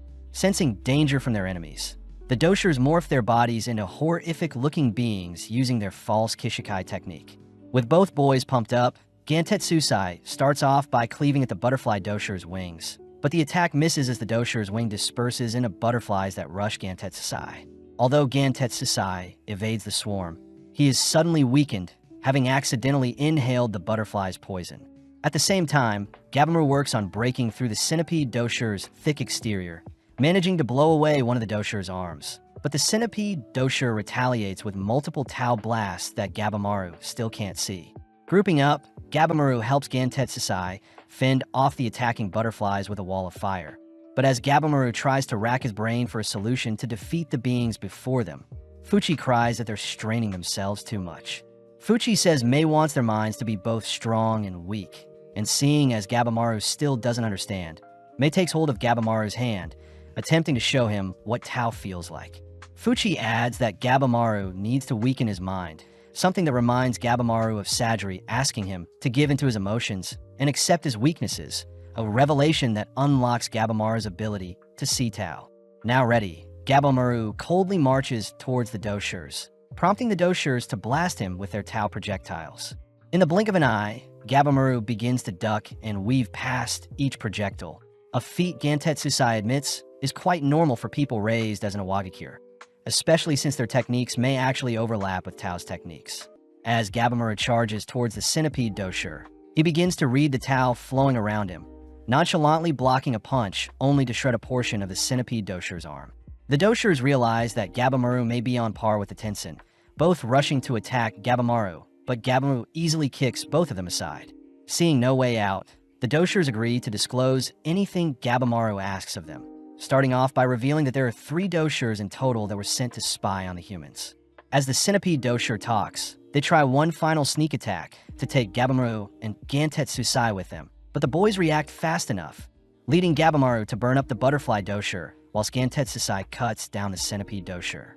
Elsewhere, we see Huko has led the others to the palace in Horai, and upon entering through the gates, the gang are mesmerized by the abundance of gold. Out of nowhere, Huku's head is lobbed off, revealed to have been Mu who had been waiting for them. Mu congratulates the gang for being the first humans to reach the palace in over 1,000 years. But having sensed Mu's absurd aura, Yuzuriha chooses to flee.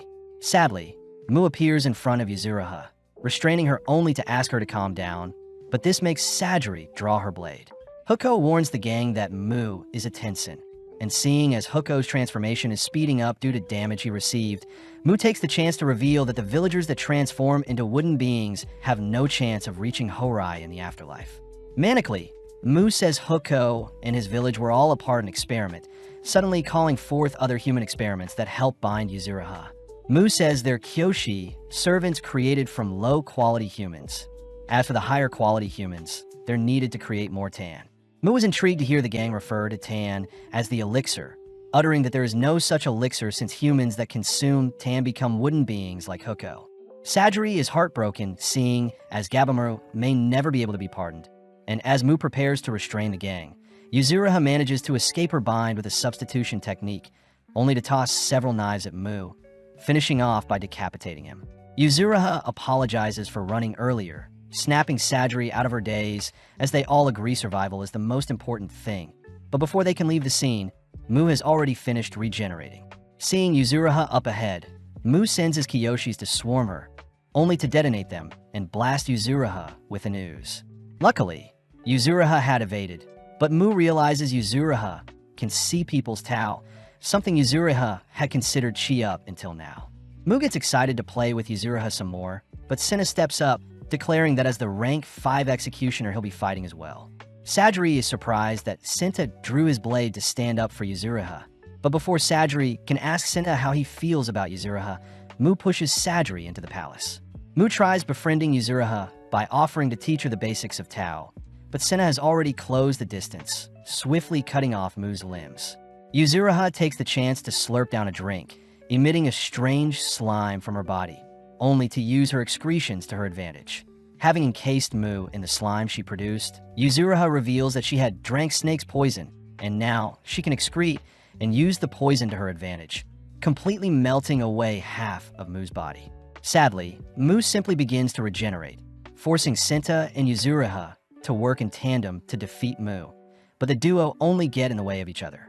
Seeing an opening, Mu snatches up Yuzuriha only to use her body to knock Senta back, uttering that Yuzuriha's techniques are lackluster since she is yet to master Tao. With Mu flexing his absurd control on Tao, we follow Sajiri, who is barely able to stay on her feet, desperately asking Huko if the Tenshin have a weakness. Seeing Huko refuse to respond, Sajiri reminds Huko that they still need to find Mei after, something that sways Huko. Mu praises Yuzuriha's substitution technique. He uses a similar one, but sensing Sajiri from behind, Mu leaps to avoid her slashes. Mu is bored seeing Sajiri's predictable movements, but Sajiri chooses to toss her blade, puncturing Mu's belly, only to follow up by slicing at Mu's tanden. Huko cries that the region around the belly is where all the Tao originates, but Mu apologizes, seeing as such weak attacks without the use of Tao cannot harm him. Mu announces that no one present has enough Tao to defeat him, but Sajiri says she's figured Mu out, suddenly overflowing with an absurd amount of Tao as she slashes at Mu. Frightened, Mu deflects the slash and leaps away, wondering who Sajiri is as he realizes something about the girl. Yuzuriha and Sinta realize the wound Mu just received isn't healing, leading Sajiri to announce the aura she felt from Mu is the same Gabimaru and Rokuruda produced prior. Sajiri says she'll be the one to slay Mu, exciting Mu as he says Sajiri's slash seems to have poisoned him. But to make things fair, Sinta and Yuzuriha offer to assist Sajiri. In the blink of an eye, Mu employs a technique to make himself invisible, suddenly appearing before Sajiri, but Yuzuriha has already binded Mu. Yuzuriha recognizes the technique to be similar to her substitution technique, and as Sajiri prepares to cut Mu down, Mu simply blows her away with a roar. When Mu sends his Kiyoshis to deal with Yuzuriha, Sinta intercepts and puts the attacking beings down, forcing Mu to bite off his own arm to blast Yuzuriha with some Tao. Yuzuriha uses Sinta to help evade the projectile, leaving Sajiri to begin slashing at Mu, but Mu says her attacks are predictable. Right on cue, Sinta and Yuzuriha both take off one of Mu's legs each, forcing him to leap into the air to evade Sajiri, but this leaves him wide open as both his arms are cut off. Sajiri now begins to calm herself as she prepares to cut down Mu, but Mu manages to propel himself into the air, swiftly regenerating as he switches genders. Whilst levitating, Mu bombards the surrounding area with hundreds of projectiles, forcing the gang to run for cover. With her vision blurring, Sajiri is seen out of breath, realizing that her breathing technique is slowly draining too much from her. Before Sajiri can faint, Yuzuriha reminds Sajiri that they're very close to slaying Mu, pointing out how scared she must be to be flying in the air where Sajiri can't reach her. Taking the lead, Yuzuriha downs another drink only to dash towards Mu, firing out some webbing, but Mu simply retaliates with another hail of projectiles.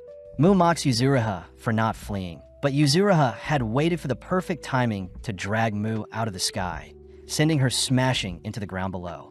Before Sajiri can reach Mu, Mu reverts to his male form ready for combat, but Senna manages to sneak up and restrain Mu. Having closed the distance, Sajiri aims directly at Mu's stomach, perfectly cutting it open and officially putting Mu down. In the aftermath, the gang fear how strong the 6 other Tensins may be, all while Sajiri feels a strange exhaustion come over her. Yuzuriha wonders if the gold in the palace can make up for the non-existent elixir, all while Sajiri and Sinta sit down for a chat, allowing Sajiri to ask if Sinta has feelings for Yuzuriha. Sinta says he always dreamed of becoming an artist, but having been forced to work under the Yamadas, Sinta eventually became an executioner and sword tester. Sadly, Sinta hated the idea of taking another's life, hence why he began studying other religions, but eventually his dreams and passions became out of reach. It was then when he met Yuzuriha, a girl that could see right through his mask, and is someone he admires seeing as he wants to be free just like her. Sajiri is amazed that such a formidable executioner like Senna had such a peculiar dream, both agreeing to do their best and survive till the very end. But as we cut over to Gabimaru and the others, we see Fuchi scolding Gabimaru for slaying the only lead they had. Gantetsusai doesn't want Mei to guide them towards the other Tensin in fear of what they may do to her, but Gabimaru asks if there is anything she wants him to fulfill as thanks for teaching him Tao. Fuchi says Gabimaru's documents described him as being hollow, but his newfound emotions makes Fuchi wonder if Gabimaru will be handicapped moving on, and before Mei can ask something of Gabimaru suddenly collapses. At the same time, we see Yuzuriha take note of Mu's corpse sprouting hundreds of flowers, and as a lone thorn appears and darts towards Yuzuriha's heart, Sinta is seen tanking the blow. As his life flashes before his eyes, Sinta is grateful to Yuzuriha for showing him the life he always wanted, choosing to endlessly draw and sketch things in his dreams as his mind seems to go blank. The girls are horrified to see Senna's body covered in flowers, but as Sajiri falls on her back, they both watch as Mu undergoes a horrific transformation.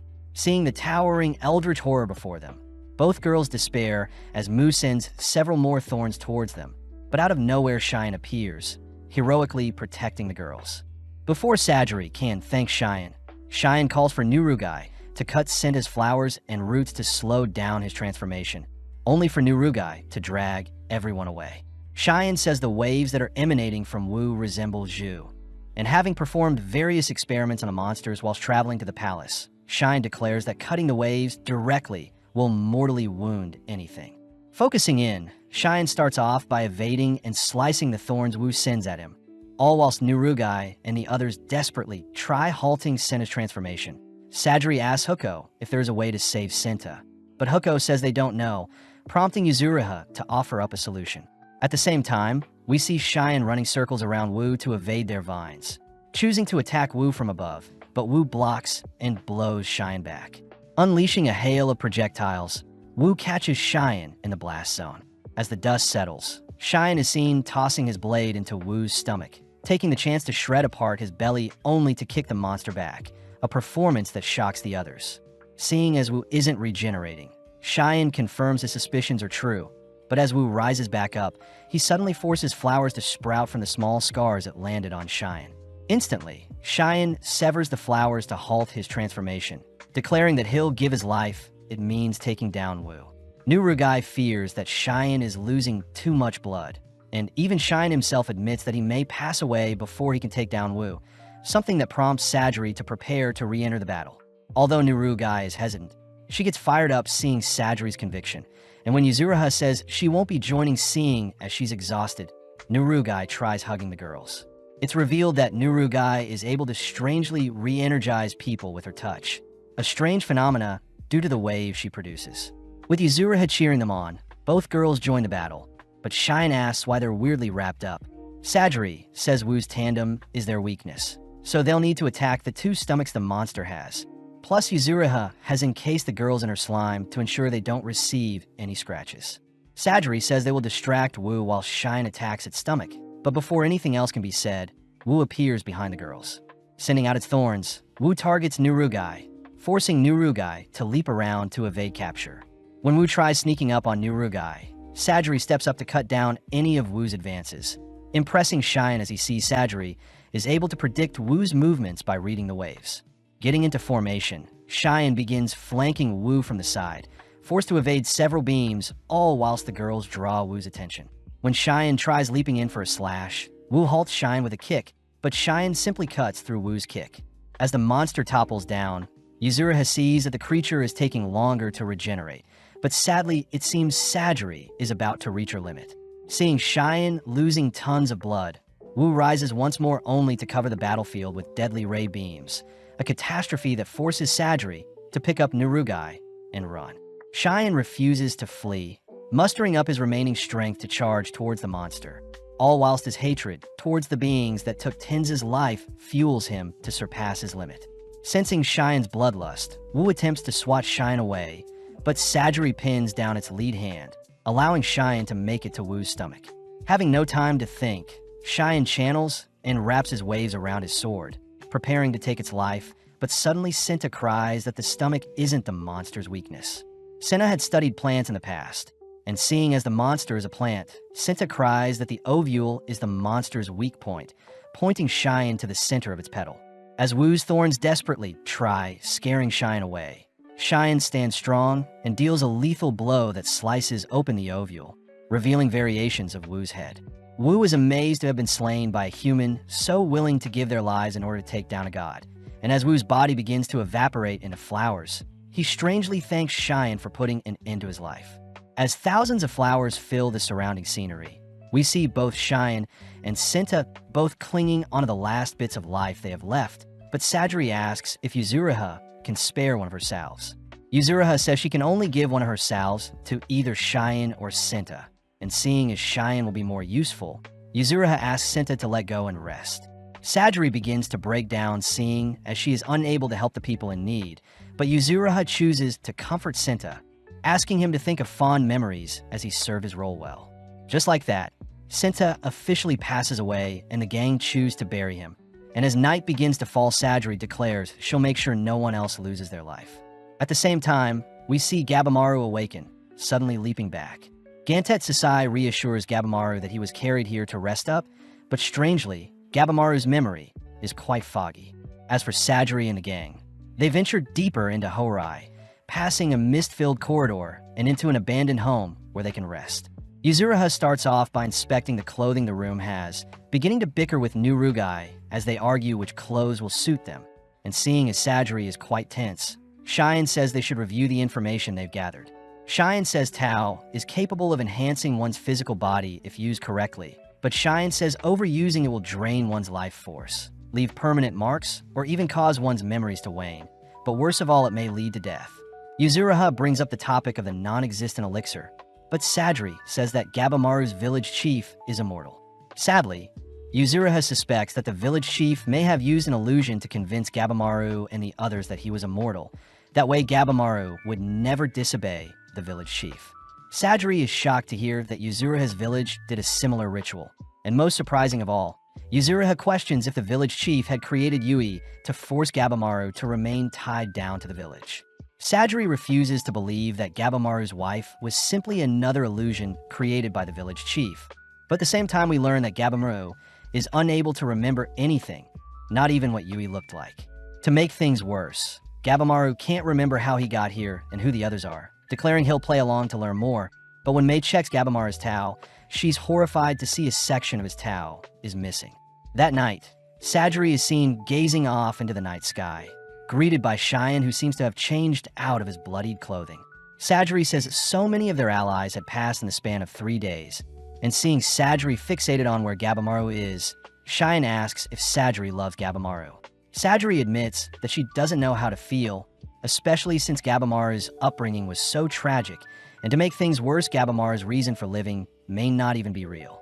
The season ends with Gabimaru gazing off into the night sky, desperately trying to remember the face of his wife. But as we cut to the mainland, we see that new executioners are being sent to Shinsenkyo, Paradise Island. Speaking with Jika, the higher-ups ask how Jika was the only one that survived and returned from Shinsenkyo, only for Jika to rehash that he was responsible for Harubo, but sadly they were slayed by Chobei before they arrived on the island. Jika reasoned he should simply return home with his watch duties over, but he was washed ashore regardless, something that shocks the higher-ups, as they know no one has yet to return alive. Jika changes topics, as he says everyone should avoid the island, something that annoys the shogunates. But suddenly Shu Jin steps in and apologizes for Jika's rudeness. Luckily, Shugen's reputation defuses the situation, but sadly, it seems Shu Jin and Jika have to return to the island and report the aftermath. After the meeting, Shu Jin scolds Jika for speaking too freely towards the higher-ups, something that frightens Jika as Shu Jin glare knocks some sense in him. Shu Jin mentions how they're awaiting Aisen's return. In the meantime, they found more criminals to send to the island, and this time they're all Iwagakure shinobis, as the Gabimaru's village chief had volunteered to help.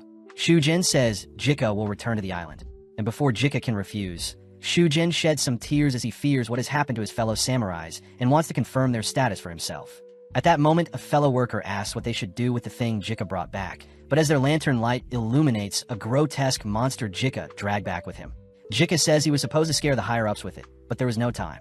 Jika tries bribing the worker to forget what he saw, and as Shu Jin approaches the monster, he declares that it is dead since he can't detect any waves of life from the creature. Just like that, Shu Jin and Jika meet up with 2 other samurais, as they'll make preparations and head for the island immediately. Elsewhere, we see Rain uttering that the use of Tao affects the body and soul. But before things get too philosophical, Tao interrupts only to show off their new training grounds, where they use water to help train their breathing techniques. Gifar personally doesn't believe in the strange training methods Tao is talking about. But at the same time, Ju finishes up his training only to ask Tao for some tan, only to mention how she forgot to add the stuff that makes the tan glow. Switching to Sajiri, she asks the others why they've donned flashy clothes. But regardless, the plan is to meet up with Mei and Gabimaru. Yuzuriha wonders if they should still look for the elixir, as escaping should be their new priority. But Sajiri stands firm as she calls out Yuzuriha for having alternative motives. Sajiri does reassure Yuzuriha that they'll all leave alive, and seeing as Gabimaru would most likely be waiting for them outside the gates, Yuzuriha questions what Sajiri will do about Gabimaru's wife. At the same time, Gabimaru and his party head up a hill, and it seems Gabimaru still can't remember who he is and why he is on this absurd island. Fuchi does notice something off with Gabimaru, but suddenly the gang run into Chobei and Toma, something that causes Chobei and Gabimaru to glare at each other. Chobei is relieved that Gabimaru and his party are humans, but as Chobei throws out a kick, Gabimaru easily reads and tanks the blow. With everyone on high alert, Gabimaru dashes towards Chobei, only to blink behind him, and with a single movement, Gabimaru snaps Chobei's head. Sadly, Mei cries that Chobei's Tao is massive, leading Chobei to recover from his injury as he demonically drags and slams Gabimaru into the ground.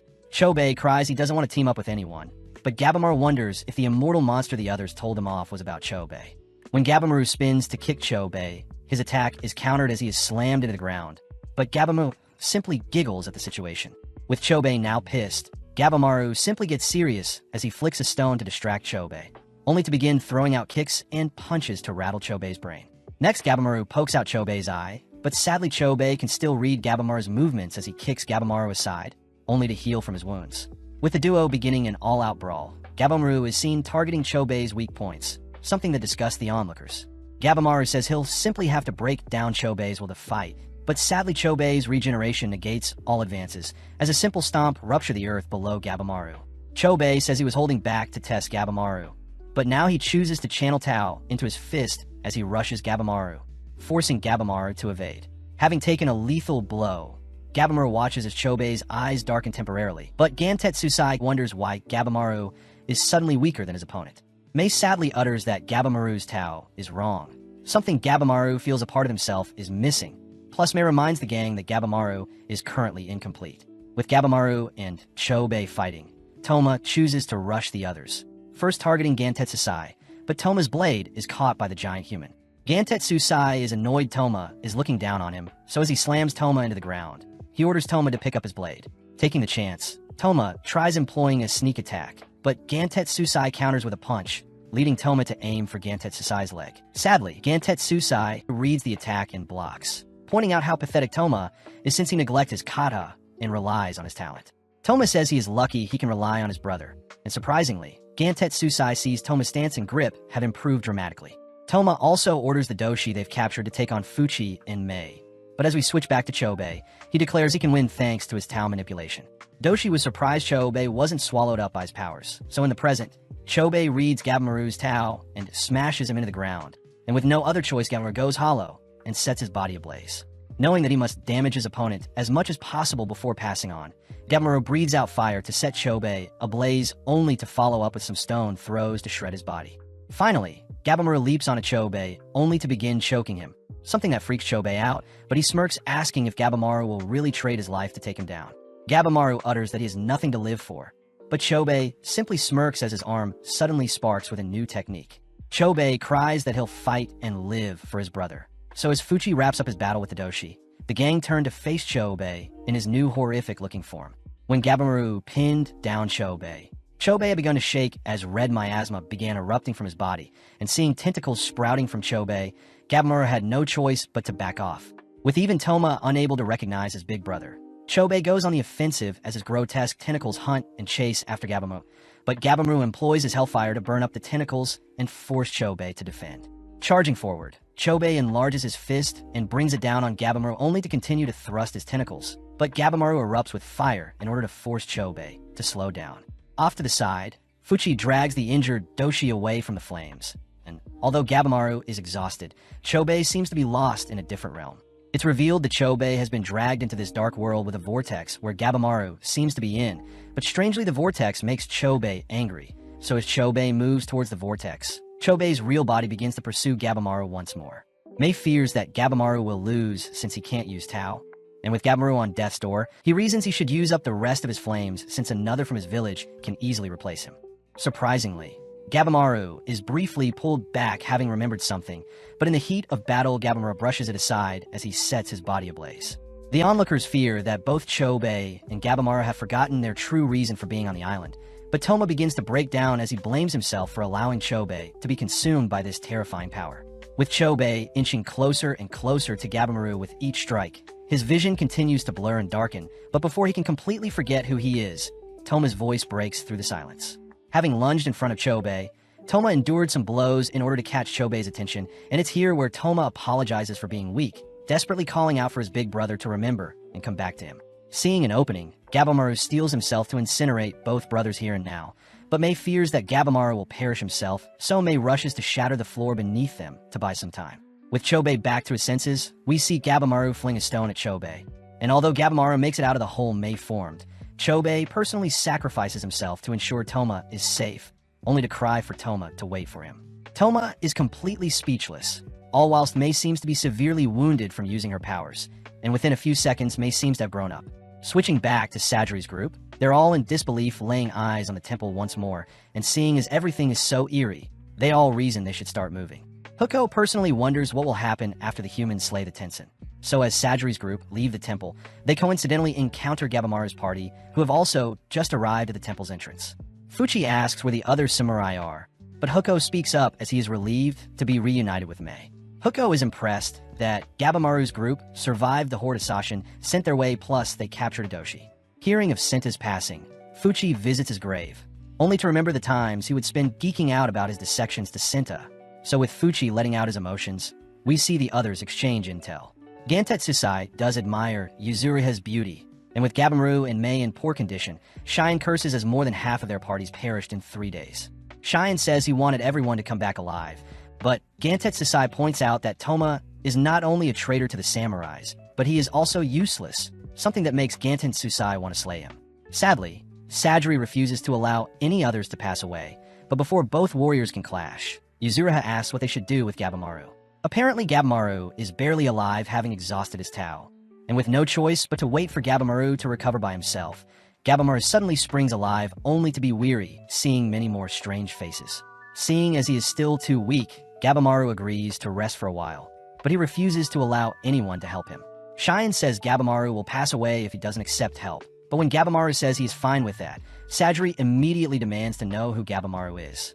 Gabamaru manages to ease everyone by claiming he is the Gabamaru they know, but when Gabamaru rushes to strike down Sajiri, Shine and Fuchi manage to intercept the strike. Sajiri suspects that his overuse of Tao has affected Gabamaru's memory, and when Shine scans Gabamaru's waves, he confirms Gabamaru's soul has been worn down. Sajiri knows Gabamaru has been subconsciously fighting to live, so with Sajiri asking to deal with Gabamaru, Gabamaru can't help but feel strange around her.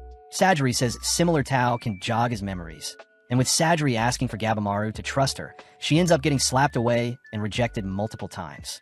Annoyed, Sajiri rushes to pin Gabamaru down, and with Gabamaru too weak to defend, Sajiri is seen blushing as she always wanted to dominate Gabamaru. Manipulating her Tao, Sajiri is seen slowly healing Gabamaru's soul, and coincidentally Sajiri and Gabamaru's Taos are compatible. With Gabamaru now able to move, he prepares to push Sajiri off, but suddenly Sajiri reminds Gabamaru that there's a special girl waiting for his return. Cutting over to Chobei, we see him stumbling down a mountain, but instantly Chobei is able to regenerate his lost limbs. Chobei says he'll be unstoppable after he masters his transformation, and freakishly there are monsters swarming him. The perfect chance for some training. Back with the others, Gantetsusai shows off a cave where monsters won't reach them, but Shine fears that the Tenzin could still come after them. Following Rain, it seems he has discovered the corpse of his Tenzin brethren, but luckily it seems Gabamaru is slowly able to recover his memories. Gabamaru says they need to recover the elixir before they leave the island, but sadly the girls tell Gabamaru about his village chief using an illusion to fake his immortality.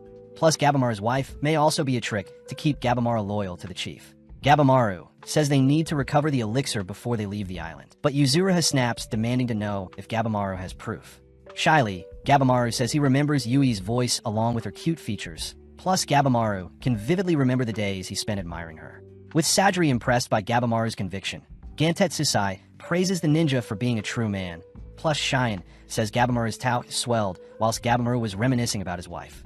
Switching to Chobei, we see he has finished up the Sashin around him, but suddenly Rain appears demanding to know who killed Mudan. Instantly Rain blows a hole in Chobei's shoulder, but seeing Chobei regenerate, Rain gets intrigued. Switching to Fuchi, we see him releasing the Doshi, only to return to see Mei burning up and not recovering. The gang know Mei is one of the Tenzin, but regardless Fuchi rushes to make some medicine for her fever, but Fuchi demands to know everything Mei knows about the island and Tenzin. Cutting to Gabamaru and the others, we see he wants help getting back into fighting shape, having recovered his memories, but Gantetsusai is against being used. Gabamaru gives Toma permission to cut him down since Chobei's disappearance was his fault, and with Gantetsusai lending Toma his blade, Gabamaru declares he must master the use of Tao. Immediately, the four warriors rush Gabamaru, But with Toma taking charge, Gabimaru begins to evade only to close his eyes. Detecting the Tao around him, Gabimaru manages to push Toma away without harm. But when Gantetsusai sneaks up from behind with a chop, Gabimaru flawlessly flips to avoid him only to kick the giant away. Gabimaru was able to overpower Gantetsusai by targeting his weak points in his Tao, and with Nurugai rushing forward, Gabimaru realized that beating the Tenshin with Tao would be unrealistic. Seeing everyone now before him, Gabimaru grabs hold of Nurugai and swings her to blow the others away, only to declare that he can manipulate the Tenshin's own dense Tao to fight back. The others are clearly in disbelief at the display of power Gabimaru just showed off. So with Shine choosing to trust Gabimaru, he reveals that there are different types of Taos with different compatibilities. As for Toma, he seems to have come to his senses as he chooses to kneel before Gantetsusai, asking if he could learn from the best. Toma says he wants to learn how to survive, but Gantetsusai says he can't trust a bandit, words that force Toma to cut off his luscious hair as proof he is ready to change. With Gantetsusai agreeing to show Toma a thing or two, we cut back to Chobei, who is clearly helpless against a Tao master like Rain. But before Chobei can continue fighting, Rain claps to stop their duel. Rain suspects something on the island, mixed with Chobei, and it seems the Waitanwa flowers that turn humans into tan didn't actually dissolve Chobei, and instead Chobei survived. Wanting to experiment more, Rain suddenly conjures several balls of light only to launch them at Chobei, and with Chobei now on the defensive, he has no choice but to kill or be killed. Digging into the power before, Chobei allows the red roots to overtake his body. In the blink of an eye, Chobei goes on the offensive and lashes at Rain, who is surprised. Managing to shred Rain's shoulder, Chobei sees he is still in control, and fearing that he can't hold on for long, Chobei barges Rain with his tentacles only to target Rain's navel. With a flurry of attacks, Chobei rips apart Rain, and before Chobei can revert back from exhaustion, another Rain appears from behind him. With a swarm of Rains assessing the situation, they realize the Waitanwa Flower's Tao is giving Chobei power, so the Rains declares they'll be taking Chobei back for some experiments. Pissed, Chobei tries fighting once more, but his body is clearly at its limit, and with a single strike to the stomach, Rain puts Chobei to sleep. With Chobei dreaming of the past, he suddenly awakens in a gorgeous green world filled with various plants. But suddenly Rain appears greeting him. Rain says Chobei's Tao is strong, so Rain would personally like to investigate Chobei's Tao in exchange for healing him. Rain says there are 5 types of Tao, these being wood, fire, earth, metal, and water, and when Taos mix they can weaken or restore. Rain asks if Chobei has any questions, and seeing as this is the time, Chobei demands to know what this island is and who the Tenshin are. At the same time, Mei is seen telling the gang that the island was created by a human hermit obsessed with immortality and relied on Taoism as the foundation. Disturbingly, the human saw that blending the Tao of living creatures was a way to create new life and possibly immortality. And eventually the Tenshin were born through mixing humans and plants. It seems only Tao can harm the Tenshin. And in Taoism, conventional immortality is gained by breathing and meditating, techniques called Nai Tanho, but giving and bestowing immortality forcibly is called Gai Tanho. This is apparently the way the Tenshin create the elixir of immortality, and consists of Tan created from other humans' elixir, essentially stealing their life force and adding it onto themselves. Fuchi suspects that the Tenshins must replenish their Tao with Tan, and if their Tao is depleted, they'll be defeated. And sadly, the Tenshin are quite close to perfecting the Tan, something Mei suspects was the Hermit Grandmaster Shufu's will.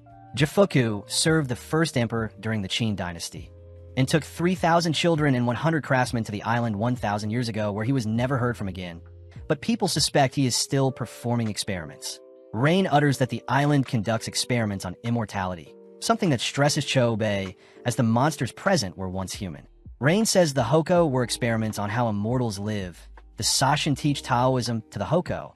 As for the Tenshin, they are combinations of Grandmaster's Tao and Flower Tao. But since Tao is the source of life, so manipulating Tao is like changing the laws of the world. Rain drops a bombshell and reveals that they plan on changing everyone on the mainland into Tan. Plus Chobei is given the chance to join them. Seeing such an enticing offer, Chobei reasons that since he can't defeat Rain, he has no choice but to help with Rain's research and hopefully master Tao to one day reunite with Toma. Back with Mei, we see her completely collapsing, but it's revealed that when she uses Tao, her imperfect body begins to morph into a tree. Sadly, no Tao circulation can heal Mei since Rain destroyed her Tandin and ovule. And although Mei and Rain were Grandmaster Shufu's first students, Rain ultimately changed. Mei had discovered Rain's plan, but was attacked and forced to follow his plan. but Mei managed to escape from Horai. Seeing Mei about to turn into a tree, Huko offers up the remainder of his life, only to reveal that when they first met, Huko selfishly took Mei in since his own daughter had become a tree, and although Huko knew Mei wanted to leave the island, he had Mei play the part of his daughter to live out his fantasies. Now, to atone, Huko orders Mei to use him, and without hesitating, Mei rushes to absorb whatever life force Huko has left. As a spiraling light brightens up the dark cave, we see Mei and Huko bid farewell to each other, only for Mei to revert back to her child body, having healed all of her wounds. With the others returning and learning of Mei's recovery, they all begin discussing their next course of action. But suddenly Mei declares that new people have arrived on the island, and they seem quite strong.